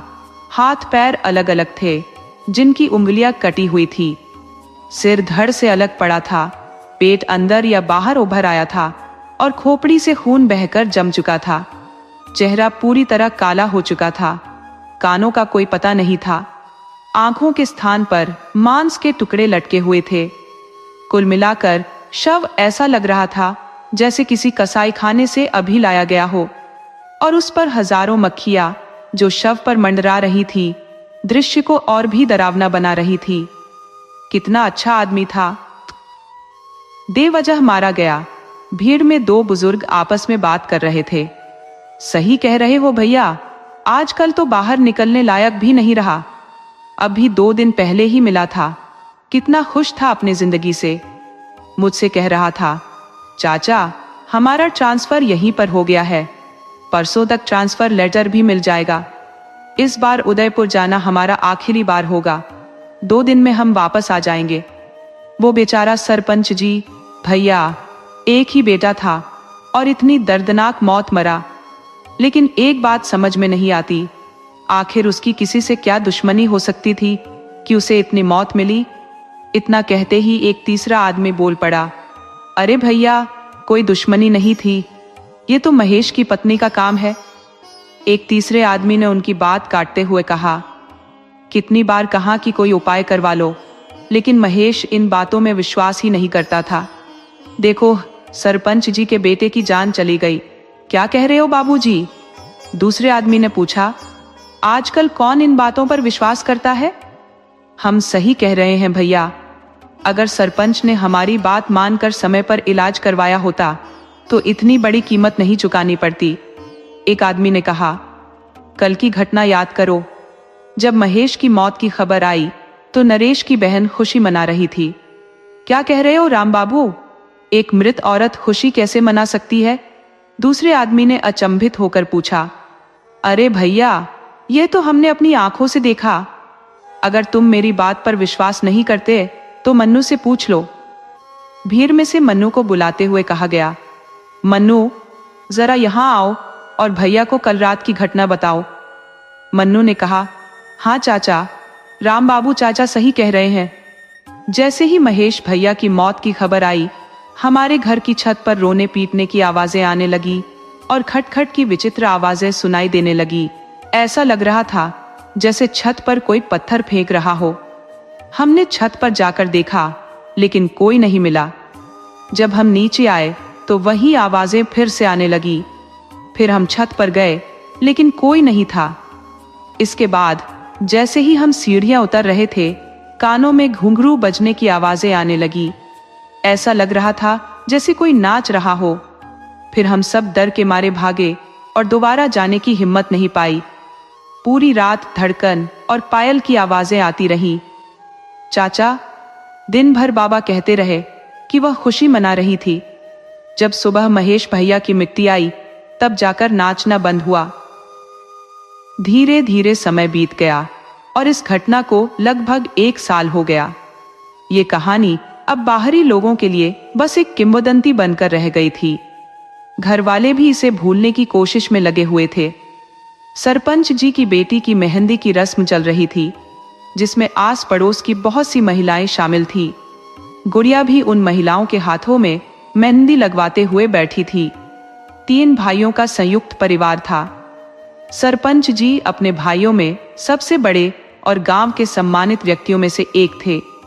उनकी यह स्थिति और मान सम्मान गांव के उन चुनिंदा लोगों में से एक थी। यही कारण था कि उन्हें गांव का सरपंच नियुक्त किया गया था। गुड़िया उनकी बेटी थी, जिसकी शादी 1 साल पहले तय हुई थी, लेकिन अपने 28 वर्षीय इकलौते जवान बेटे की भयानक मौत के कारण उन्होंने शादी को 1 साल के लिए टाल दिया था। जब किसी के घर ऐसी घटना घटती है तो लोग रिश्ते जोड़ने से कतराते हैं, पर सरपंच जी की इज्जत और रुतबे के कारण ही यह शादी बची रही थी। गांव के लोग अक्सर दकियानूसी होते हैं और ऐसे मामलों में बचाव करते हैं, इसीलिए रिश्ते तोड़ने में झिझकते नहीं है। शादी ब्याह का मामला होता ही ऐसा है। रात के 8 बज रहे थे। मेहंदी की रस्म समाप्त हो चुकी थी। सभी महिलाएं अपने अपने घरों को लौट चुकी थी। नवंबर का महीना था, न तो बहुत ठंड थी और न ही उमस भरी गर्मी। मौसम एकदम सुहावना था। घर की बहुएं खाना बना रही थी और बड़ी बुजुर्ग महिलाएं शादी की तैयारियों में व्यस्त थी। गढ़ की लड़कियां नाच गाने में व्यस्त थी। पुरुष लोग बरामदे में बैठकर 2 दिन बाद आने वाली बारात के स्वागत की चर्चा कर रहे थे, जबकि लड़के बरामदे से लगे दलान में इकट्ठे होकर कथाएं और किस्से सुन रहे थे। तभी अचानक मौसम, जो बिल्कुल शांत था, बदलने लगा। धीरे धीरे हवा तेज हो गई और आकाश को बादलों ने घेर लिया। हल्की हल्की बूंदाबांदी भी शुरू हो गई। बच्चे और बड़े सभी मौसम का आनंद ले रहे थे। गुड़िया, जो अभी नवविवाहिता थी, उसकी चाची ने उसे मजाक में कहा, गुड़िया रानी, कितनी बार कहा कि कढ़ाई में खाना मत खाओ, लेकिन तुम मानती ही नहीं। आंधी पानी अपने साथ ले आई अपनी शादी में। अचानक बिजली की जोरदार कड़कड़ाहट से लोग सिहर उठे। धीरे धीरे तेज होती हवा ने तूफान का रूप ले लिया और हल्की बूंदाबांदी मूसलाधार बारिश में बदल गई। आकाशीय बिजली की गड़गड़ाहट तेज हो रही थी, जो लोगों के कानों को झंझना रही थी। इस अचानक मौसम के बदलाव ने सभी को चकित कर दिया। बाहर बरामदे में बैठे लोग आपस में बहस कर रहे थे। पूरा घर, जो अभी थोड़ी देर पहले बिजली की रोशनी से नहाया हुआ था, अब अंधेरे में डूब चुका था। बिजली कट चुकी थी और घर वाले टॉर्च और लालटेन से घर में उजाला करने की कोशिश कर रहे थे। गुड़िया, जो लालटेन लेकर ऊपर की ओर जा रही थी, ने सुनी अपनी भाभी की आवाज, गुड़िया, लालटेन लेकर जरा इधर आओ। सीढ़ियां चढ़ते हुए वह एक अवसरनुमा कमरे में पहुंची, जहां खाना 1 साल पहले तक बनता था, लेकिन महेश की मौत के बाद से लोग वहां खाना बनाना बंद कर चुके थे। उस जगह को महेश की पत्नी की पसंदीदा जगह माना जाता था और उसकी मौत के बाद लोग उस जगह जाने से डरने लगे थे। कुछ महीने पहले तक दिन का खाना भी वहीं बनता था, लेकिन धीरे धीरे खाना बनाना भी बंद हो गया था। गुड़िया ने चारों ओर नजर दौड़ाई, लेकिन कोई नहीं दिखा। उसने इसे मन का वहम समझकर आगे बढ़ना शुरू किया। फिर वही आवाज आई, गुड़िया, लालटेन लेकर जरा इधर आओ। देखो, यह कितना अंधेरा है, हमें कुछ नहीं दिख रहा। गुड़िया ठिठकी। ये आवाज उसकी भाभी की थी। वह लालटेन लेकर आवाज के स्रोत की ओर बढ़ी और देखा कि कम रोशनी के कारण उसे साफ साफ कुछ दिखाई नहीं दे रहा था। उसने लालटेन की बत्ती को और ऊंचा किया, जिससे पूरा कमरा स्पष्ट दिखाई देने लगा। एक औरत जलते हुए मिट्टी के चूल्हे के पास उल्टे मुंह के साथ एक पतले से पटरे पर बैठी थी। अरे भाभी, आप यहां क्या कर रही हो? उसने सवाल किया, लेकिन कोई उत्तर नहीं मिला। यह देखकर उसने फिर से पुकारा, भाभी, आप कुछ बोल क्यों नहीं रही? और ये कहते हुए उसने भाभी का कंधा पकड़कर जोर से झंझोड़ा।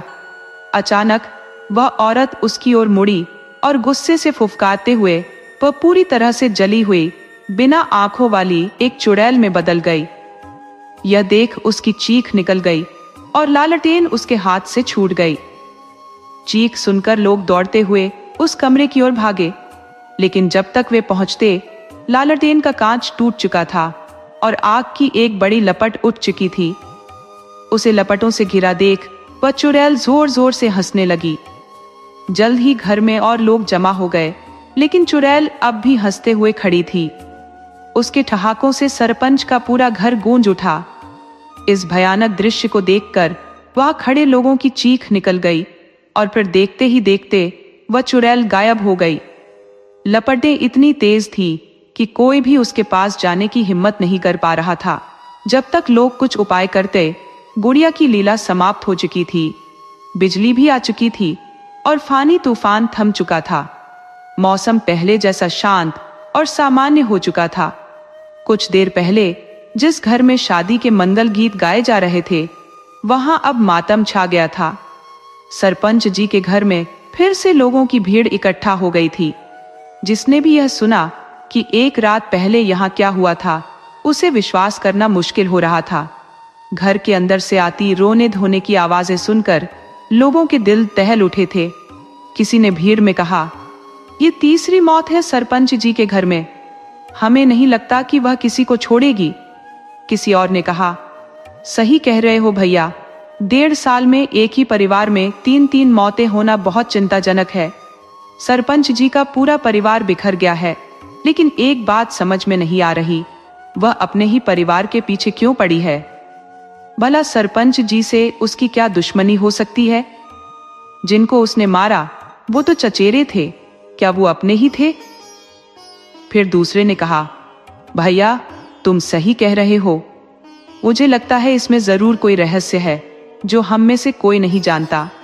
हमें डर है कि अगर सरपंच जी ने जल्दी ही कोई ठोस उपाय नहीं किया तो एक दिन वह उनके पूरे परिवार का विनाश कर देगी। अब तो वह और भी ताकतवर हो चुकी होगी, क्योंकि उसके साथ 2 और साथी मिल गए हैं। अब गुड़िया की मिट्टी जा चुकी थी और बुढ़िया भी मर चुकी थी। लोग अपनी अपनी सहानुभूति व्यक्त कर अपने घर लौट रहे थे। इस घटना से सरपंच जी का पूरा परिवार डर गया था। सबके मन में दहशत घर कर गई थी। वे यही सोच सोच कर घबरा रहे थे कि अब अगला नंबर किसका होगा। महेश की मां ने सरपंच जी से कहा, आप कुछ क्यों नहीं करते? आखिर कब तक ये सब तमाशा चलता रहेगा? हमारे 2 बच्चों को निगल गई, अब न जाने अगला निशाना किसे बनाने की सोच रही है। सरपंच जी बोले, महेश की मां, तुम्हें याद है जब महेश मरा था तो हम एक तांत्रिक को बुलाकर लाए थे और फिर कैसे उस तांत्रिक को अपनी जान से हाथ धोना पड़ा था? ये इतना आसान नहीं है जितना तुम समझ रही हो। हमें किसी ऐसे की तलाश करनी होगी जो उससे भी ज्यादा शक्तिशाली हो और उसे आसानी से काबू कर सके। तुम थोड़ी धीरज धरो, महेश की मां ने जवाब दिया। कैसे धीरज धरे हम, महेश के बापू? जिसकी गोद उजड़ गई हो, जिसके 2 फूल जैसे बच्चे 1 साल के अंदर इतनी भयानक मौत मर चुके हो, उसे आप धीरज रखने को कह रहे हैं? इन सब के जिम्मेदार आप हैं। आप ही ने हमारे 2 बच्चों की जान ली है। हम आपको कभी माफ नहीं करेंगे और ये बात कभी नहीं बदल सकती। महेश की मां ने सरपंच जी की ओर देखा भी नहीं। गुड़िया की मौत को 2 दिन बीत चुके थे। रात का 1 बजा था जब सरपंच जी का पूरा परिवार गहरी नींद में डूबा हुआ था, लेकिन सरपंच जी की आंखों से नींद कोसों दूर थी। वो इस सोच में डूबे थे कि आखिर क्या किया जाए ताकि महेश की पत्नी के विरोध से इस घर को छुटकारा मिल सके। वो अपनी आंखें बंद किए हुए सोच रहे थे, तभी उनके कानों में मीठी लोरी की आवाज आई। यह वही लोरी थी जो महेश की पत्नी अपने बच्चे को सुलाने के समय गाया करती थी। सरपंच जी की हालत बिगड़ गई, मतलब वह औरत यही कहीं आसपास है। उनकी आंखें हैरत में खुली रह गई। चारों ओर देखने पर भी उन्हें कुछ दिखाई नहीं दिया। कुछ देर बाद फिर वही लोरी सुनाई दी, इस बार पहले से ज्यादा तेज। अब सरपंच जी को महसूस हुआ कि यह आवाज दलान से आ रही है। सरपंच जी सहमे हुए दलान की ओर देखने लगे। वहां कम रोशनी में कुछ साफ दिखाई नहीं दे रहा था। उन्होंने बगल में रखा अपना चश्मा उठाया और दलान की तरफ देखा। अब उन्हें सब कुछ साफ साफ दिखने लगा। दलान के कोने में एक औरत अपने छोटे से बच्चे को लोरी गाकर सुला रही थी। यह देखकर उनके दिल की धड़कन तेज हो गई। कुछ देर पहले जो औरत अपने बच्चे को गोद में लिए लोरी गा रही थी, अब वह अपने बच्चे को जमीन पर लिटाकर धीरे धीरे उनकी तरफ बढ़ रही थी। उसे अपनी तरफ आते देखकर सरपंच जी ने अपनी आंखें कसकर बंद कर ली। अगले ही पल उन्होंने अपने गले पर किसी के हाथों का स्पर्श महसूस किया। धीरे धीरे वह पकड़ और मजबूत होती गई। सरपंच जी चीखना चाहते थे, लेकिन उनकी आवाज गले से बाहर नहीं निकल पा रही थी। जिसने उनका गला पकड़ा था, उसकी पकड़ इतनी मजबूत हो चुकी थी कि सरपंच जी खुद को छुड़ाने की पूरी कोशिश कर रहे थे, पर वह नाकाम हो रहे थे। उनके गले पर उस औरत की पकड़ और तेज होती जा रही थी। तभी चारपाई के हिलने की आवाज सुनकर उनके बगल में लेटे भाई की आंख खुल गई। वह घबराकर बोले, भैया की चारपाई इतनी आवाज क्यों कर रही है? सरपंच जी की तरफ देखते ही जो दृश्य उन्होंने देखा, उससे उनकी रूह कांप उठी। उन्होंने देखा एक औरत जिसका चेहरा घूंघट से ढका हुआ था, लेकिन उसके शरीर के जिस हिस्से को वे देख सकते थे, वहां बड़े बड़े फफोले थे जो जगह जगह से फट चुके थे। उन फफूलों से खून और पानी निकल रहा था, जिसकी बदबू से सांस लेना भी मुश्किल हो रहा था। वह औरत सरपंच जी के ऊपर झुकी हुई थी और उनका गला पूरी ताकत से दबा रही थी। सरपंच जी छटपटाते हुए खुद को बचाने की कोशिश कर रहे थे। ये देखकर उनके भाई चिल्ला उठे, भैया को छोड़ दो, भैया को छोड़ दो। ये सुनते ही उस औरत की पकड़ ढीली हो गई। अचानक हवा का एक झोंका आया और उसका घूंघट हट गया। घूंघट हटते ही सरपंच जी के छोटे भाई राम सिंह ने देखा कि वह बिना आंखों वाली चुड़ैल लाचार भाव से सरपंच जी की ओर देख रही थी। फिर वह उनका गला छोड़कर बिना पीछे देखे दलान की ओर बढ़ गई, जहां उसने अपना बच्चा उठाया और गायब हो गई। तब तक सरपंच जी की आवाज सुनकर घर के सारे लोग इकट्ठा हो चुके थे। उस रात तेजा सिंह के परिवार ने पूरी रात जागकर बिताई। अगले दिन सुबह होते ही सरपंच जी ने किसी ऐसे तांत्रिक की खोजबीन शुरू कर दी जो उस चुड़ैल से उनके घर को निजात दिला सके। इस काम के लिए उन्होंने गांव के कुछ आदमियों को भी लगा दिया था। शाम तक उन्हें एक पंडित जी के बारे में पता चला, जो इस तरह के मामलों में बहुत ही माहिर थे। लेकिन एक दिक्कत थी, वह हर जगह नहीं जाते थे। जब यह बात सरपंच जी को पता चली तो उन्होंने पंडित जी को लाने के लिए खुद जाने का फैसला किया। उन्होंने अपने दोनों भाइयों को साथ लिया और पंडित जी को लाने के लिए निकल पड़े। अभी मुश्किल से 200 कदम ही चले होंगे कि पीछे से एक लड़का हांफता हुआ दौड़ा चला आ रहा था। वह लड़का बोला, बाबा जल्दी चलिए, बाड़े में आग लग गई है। यह खबर सुनते ही वे लोग दौड़ पड़े और आकर देखा कि पूरा बाड़ा धू धू करके जल रहा था। अंदर से मवेशियों की करुण पुकार और राम बहाने की चीखें सुनाई दे रही थी। कुछ लोग आग बुझाने की जद्दोजहद में लगे थे, मगर आग थी कि थमने का नाम नहीं ले रही थी, उल्टे और भड़क उठ रही थी। लोग समझ नहीं पा रहे थे कि क्या करे। उसकी ज्वालाएं इतनी तीव्र थी कि जानवरों को बचाना तो दूर, कोई बाड़े के नजदीक भी नहीं जा पा रहा था। कड़ी मशक्कत के बावजूद आग पर काबू नहीं पाया जा सका। अंततः आग तब बुझी जब उसे खुद बुझना था। पूरा बाड़ा जलकर खाक हो गया। मवेशी तड़प तड़प कर दम तोड़ चुके थे। 15 मिनट के अंदर सब कुछ बर्बाद हो गया। फिर पूरा गांव सरपंच जी के दरवाजे पर उमड़ पड़ा। लेकिन अब क्या किया जा सकता था? कोई उपाय नहीं था।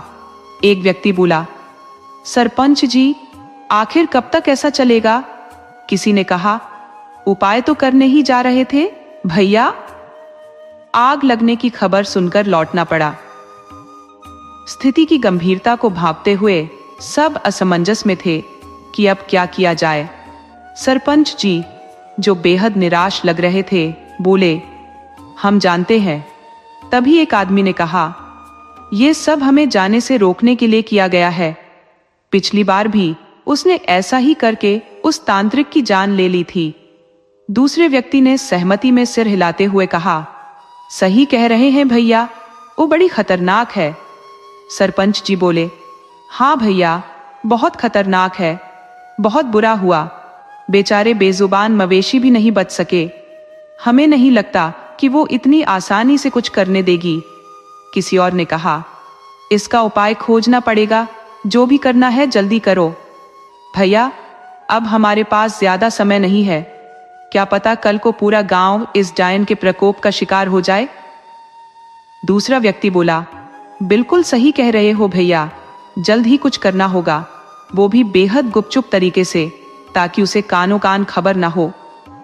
फिर उसी रात करीब 9 बजे सरपंच सिंह के घर एक पंडित जी का आगमन हुआ। पंडित जी के आने की खबर सुनते ही घर के बाकी लोग बाहर निकलकर उन्हें घेर कर खड़े हो गए और बोले, महाराज, आपका बहुत बहुत धन्यवाद जो आप यहाँ आने के लिए राजी हो गए। अब आप ही हमें उस प्रकोप से बचा सकते हैं, कृपया हमें बचा लीजिए। सरपंच जी ने पंडित जी के चरणों में झुकते हुए कहा। पंडित जी ने सरपंच जी को आशीर्वाद देते हुए कहा, कल्याण हो बच्चा, इस वर्ष सब भला करेंगे, पर पहले मैं एक बार तुम्हारे घर का निरीक्षण करना चाहता हूँ। सरपंच जी ने कहा, जी महाराज, अवश्य, कृपया कुछ ऐसा करें जिससे हमें इस मुसीबत से छुटकारा मिल जाए। इसके बदले आप जो कहेंगे हम देने के लिए तैयार हैं, पंडित जी ने कहा, बच्चा, जो देना है ऊपर वाला देगा। हम इंसान किसी को क्या दे सकते हैं? ये रुपया पैसा हमारे लिए मिट्टी के समान है। पंडित जी के साथ आए उनके शिष्य ने सरपंच जी को पंडित जी के गुणों से अवगत कराते हुए कहा, गुरुजी, यह किसी लोभ से नहीं आए हैं। ये तो जल्दी कहीं जाते भी नहीं। लेकिन यहाँ की बड़ी समस्या सुनकर ही गुरुजी से रहा नहीं गया। आपकी किस्मत प्रबल थी जो पंडित जी यहाँ आए। इनके दर्शन आपको हुए तो अब आप तनिक भी चिंता न करें। गुरुजी ने बहुतों का उद्धार किया है। अब आपके यहाँ आए हैं तो समझ लीजिए आपकी मुसीबत जल्द दूर होने वाली है। इसके बाद पंडित जी ने कहा, चलो अब एक बार पूरे घर का निरीक्षण करवा दो।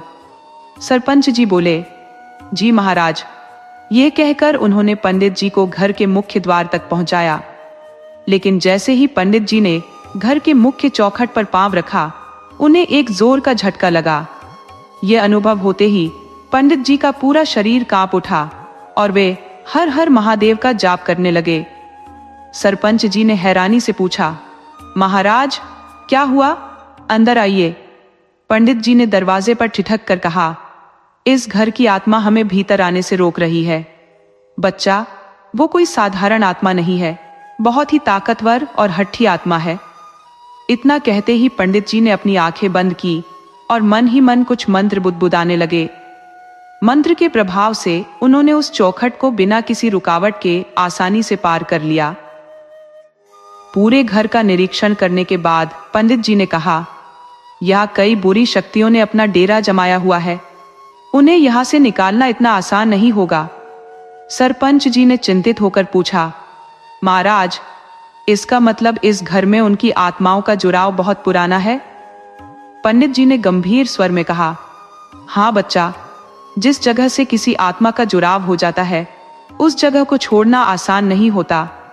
फिर पंडित जी ने कहा, चाहे वो चाय हो, जागता हुआ इंसान हो, मरा हुआ व्यक्ति हो, आत्मा हो या कोई और शक्ति, मैं अपनी ओर से पूरा प्रयास करूंगा।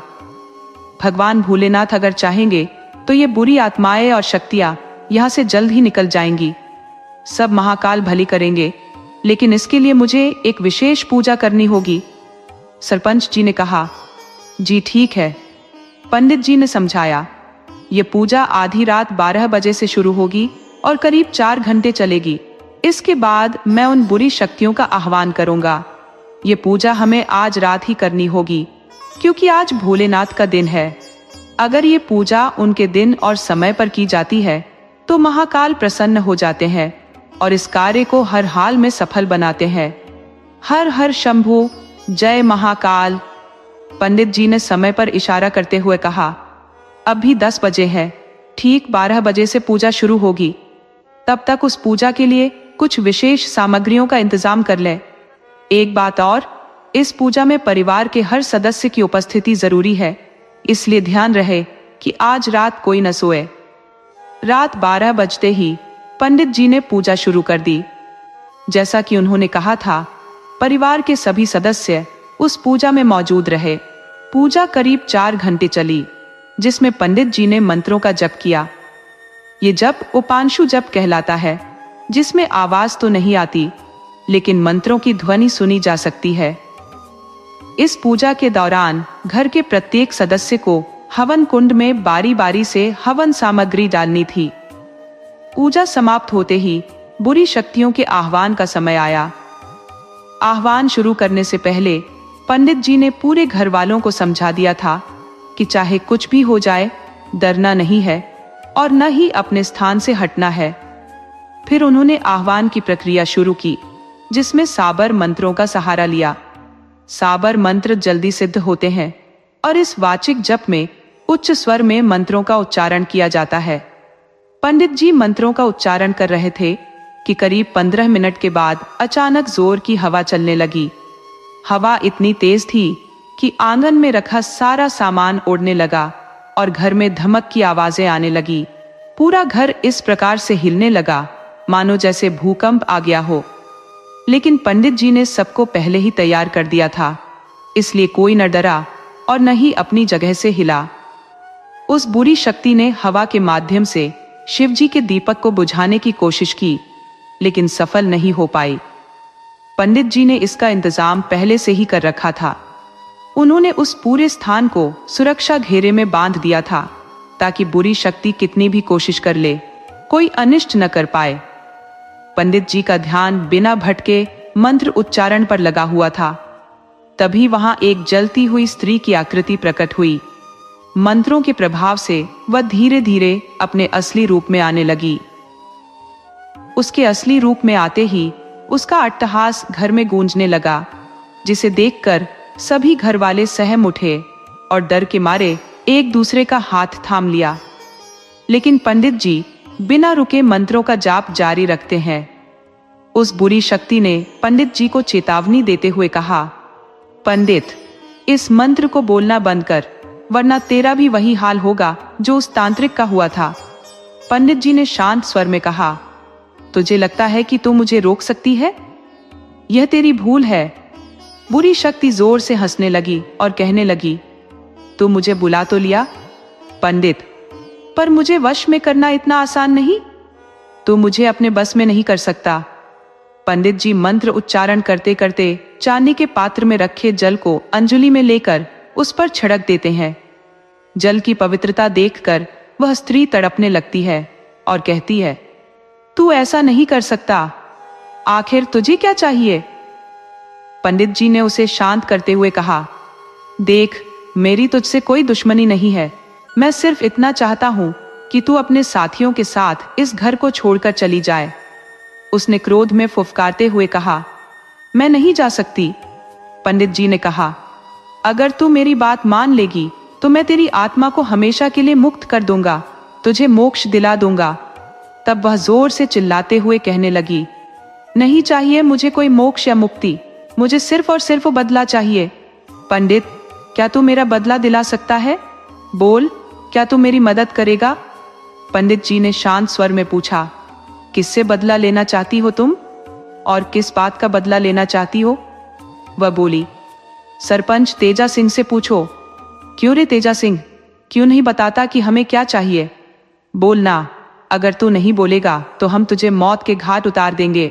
चल, तैयार हो जा मरने के लिए, आज हम तुझे अपने साथ ही लेकर जाएंगे। ये कहते ही वह तेजा सिंह पर झपट पड़ी और उसका गला पूरी ताकत से दबाने लगी। उसे इस तरह अनियंत्रित होते देख पंडित जी ने एक बार फिर से पवित्र जल मंत्र पढ़ते हुए उस पर छिड़क दिया। जल पड़ते ही वह तेजा सिंह का गला छोड़कर पीछे हट गई और जलन से कराहने लगी। वह कहने लगी, पंडित, हमें छोड़ दो, हमने तुम्हारा क्या बिगाड़ा है जो तुम हमें इस तरह परेशान कर रहे हो? हम तो पहले से ही मरी हुई आत्मा है, दुखी और परेशान, हमें और मत सताओ। हमारी विनती सुनो, हमारा बदला पूरा हो जाने दो, फिर हम खुद ही यहाँ से चले जाएंगे। पंडित जी ने कठोरता से कहा, तुम ऐसे नहीं मानोगी। ठीक है, मैं तुझे दिखाता हूँ। और उन्होंने मंत्रों का उच्चारण शुरू कर दिया। यह देखकर चुड़ैल पंडित जी से गिड़गिड़ाने लगी, तुम हमें मुक्त करना चाहते हो ना? लेकिन एक बात जान लो, हम कभी मुक्त नहीं हो सकते जब तक हमारे दिल का बोझ हल्का नहीं हो जाता। हमारी आत्मा तभी मुक्त होगी जब हमें न्याय मिलेगा, और न्याय हमें बदला लेकर ही मिलेगा। उसकी बात सुनकर सरपंच जी, जो अब तक चुप थे, बोले, बहुत हुआ, रहम करो। तुमने हमारे दोनों बच्चों को मार दिया, अब तो हम पर रहम करो। वह हंसते हुए बोली, रहम? तुम रहम की बात कर रहे हो तेजा से? क्या तुम भूल गए कि हमने भी तुमसे रहम की भीख मांगी थी? तुम्हारे सामने रोए थे, गिड़गिड़ाए थे, लेकिन तुमने हमारे ऊपर रहम किया नहीं ना? तो फिर हम तुम्हारे ऊपर क्यों करें? अगर तुम भूल गए हो तो हम तुम्हें याद दिला देते हैं। याद करो तेजा सिंह, जब तुमने हमारे ऊपर भरे समाज में चरित्रहीन होने का आरोप लगाया था, तुमने हमें पूरे गांव और समाज में कहीं भी मुंह दिखाने लायक नहीं छोड़ा था। तेजा सिंह का भाई, जो अब तक चुप था, कहने लगा, ये तुम क्या कह रही हो बहू? हमें कुछ समझ नहीं आ रहा। तुम अपनी गलती भैया पर क्यों डाल रही हो? उस रात क्या हुआ था ये तो तुमने सबको बताया था। वह कहने लगी, बाबूजी, आप लोगों को कुछ भी नहीं पता है, इसलिए आप बीच में मत आइए। जो कुछ हुआ वह मात्र एक संजोग था। इसमें किसी का कोई दोष नहीं है। क्या तुम्हें लगता है कि हमें तुम्हारे जाने का दुख नहीं है? देखो महेश को, कैसे वह तुम्हारे और मुन्नी के जाने के बाद तुम्हारे गम में पागल हो गया था। देखो अपनी अम्मा को, एक दिन नहीं जाता जब वो तुम्हें और मुन्नी को याद न करती हो, और जिनसे तुम बदला लेना चाहती हो वह तुम्हारा ही परिवार है। महेश, अब तुम ही समझाओ बहू को, शायद वह तुम्हारी बात समझ जाए। महेश, जो मानसिक संतुलन खो चुका था, अपने चाचा की बात सुनकर उस चुड़ैल की आंखों में झांकने लगा। वह आंखें जो अब आंखें नहीं थीं। तभी महेश के मुंह से वह नाम निकला जिसे सुनकर चुड़ैल की आत्मा बेहद भावुक हो गई। रूपा, मेरी रूपा। महेश के मुंह से अपना नाम सुनकर जो अब चुड़ैल बन चुकी थी, वह उसके प्यार के वशीभूत हो गई और उसकी आंखों में देखने लगी। देखते ही देखते वह जोर जोर से रोने लगी। हाँ महेश, हम तुम्हारी रूपा है। तुम हमें छोड़कर क्यों चली गई? क्यों? हम सब बताएंगे, लेकिन ऐसे नहीं। पूरे गांव को इकट्ठा करो, पंचायत लगाओ। हम बताएंगे कि हम तुमसे दूर क्यों गए। तेजा सिंह रूपा की इस बात से सहमत नहीं थे, लेकिन अपने भाई राम सिंह के आगे उनका बस नहीं चला। राम सिंह की बातों का मान रखते हुए सच्चाई जानने के लिए पूरे गांव और पंचों को खबर दी गई कि सरपंच तेजा सिंह के घर सभी को इकट्ठा होना है। सभी लोग यह जानने के लिए उत्सुक थे कि आखिर ऐसी कौन सी बात है जिसकी खातिर सरपंच जी ने इतनी सुबह हमें यहाँ बुलाया है। सब लोग इकट्ठा हो जाने पर रूपा, जो अब चुड़ैल बन चुकी थी, सबके सामने आ गई। उसके इस रूप को देखकर कुछ लोग डर के मारे थरथराने लगे, लेकिन इतनी भीड़ देखकर उनका अमर रोकने का साहस बना रहा। अब रूपा बोलने लगी, देखिए, आपको हमसे डरने की कोई जरूरत नहीं है। हम यहाँ किसी को नुकसान पहुंचाने नहीं आए हैं। हम तो बस अपनी बात रखने आए हैं। आप सबको यहाँ बुलाने का कारण सिर्फ एक है, वो बात जो मैं जीते जी आप लोगों तक नहीं पहुंचा पाई। ये किस्सा 2 साल पुराना है, जब हमारे परिवार के लोग उस प्रदेश में थे और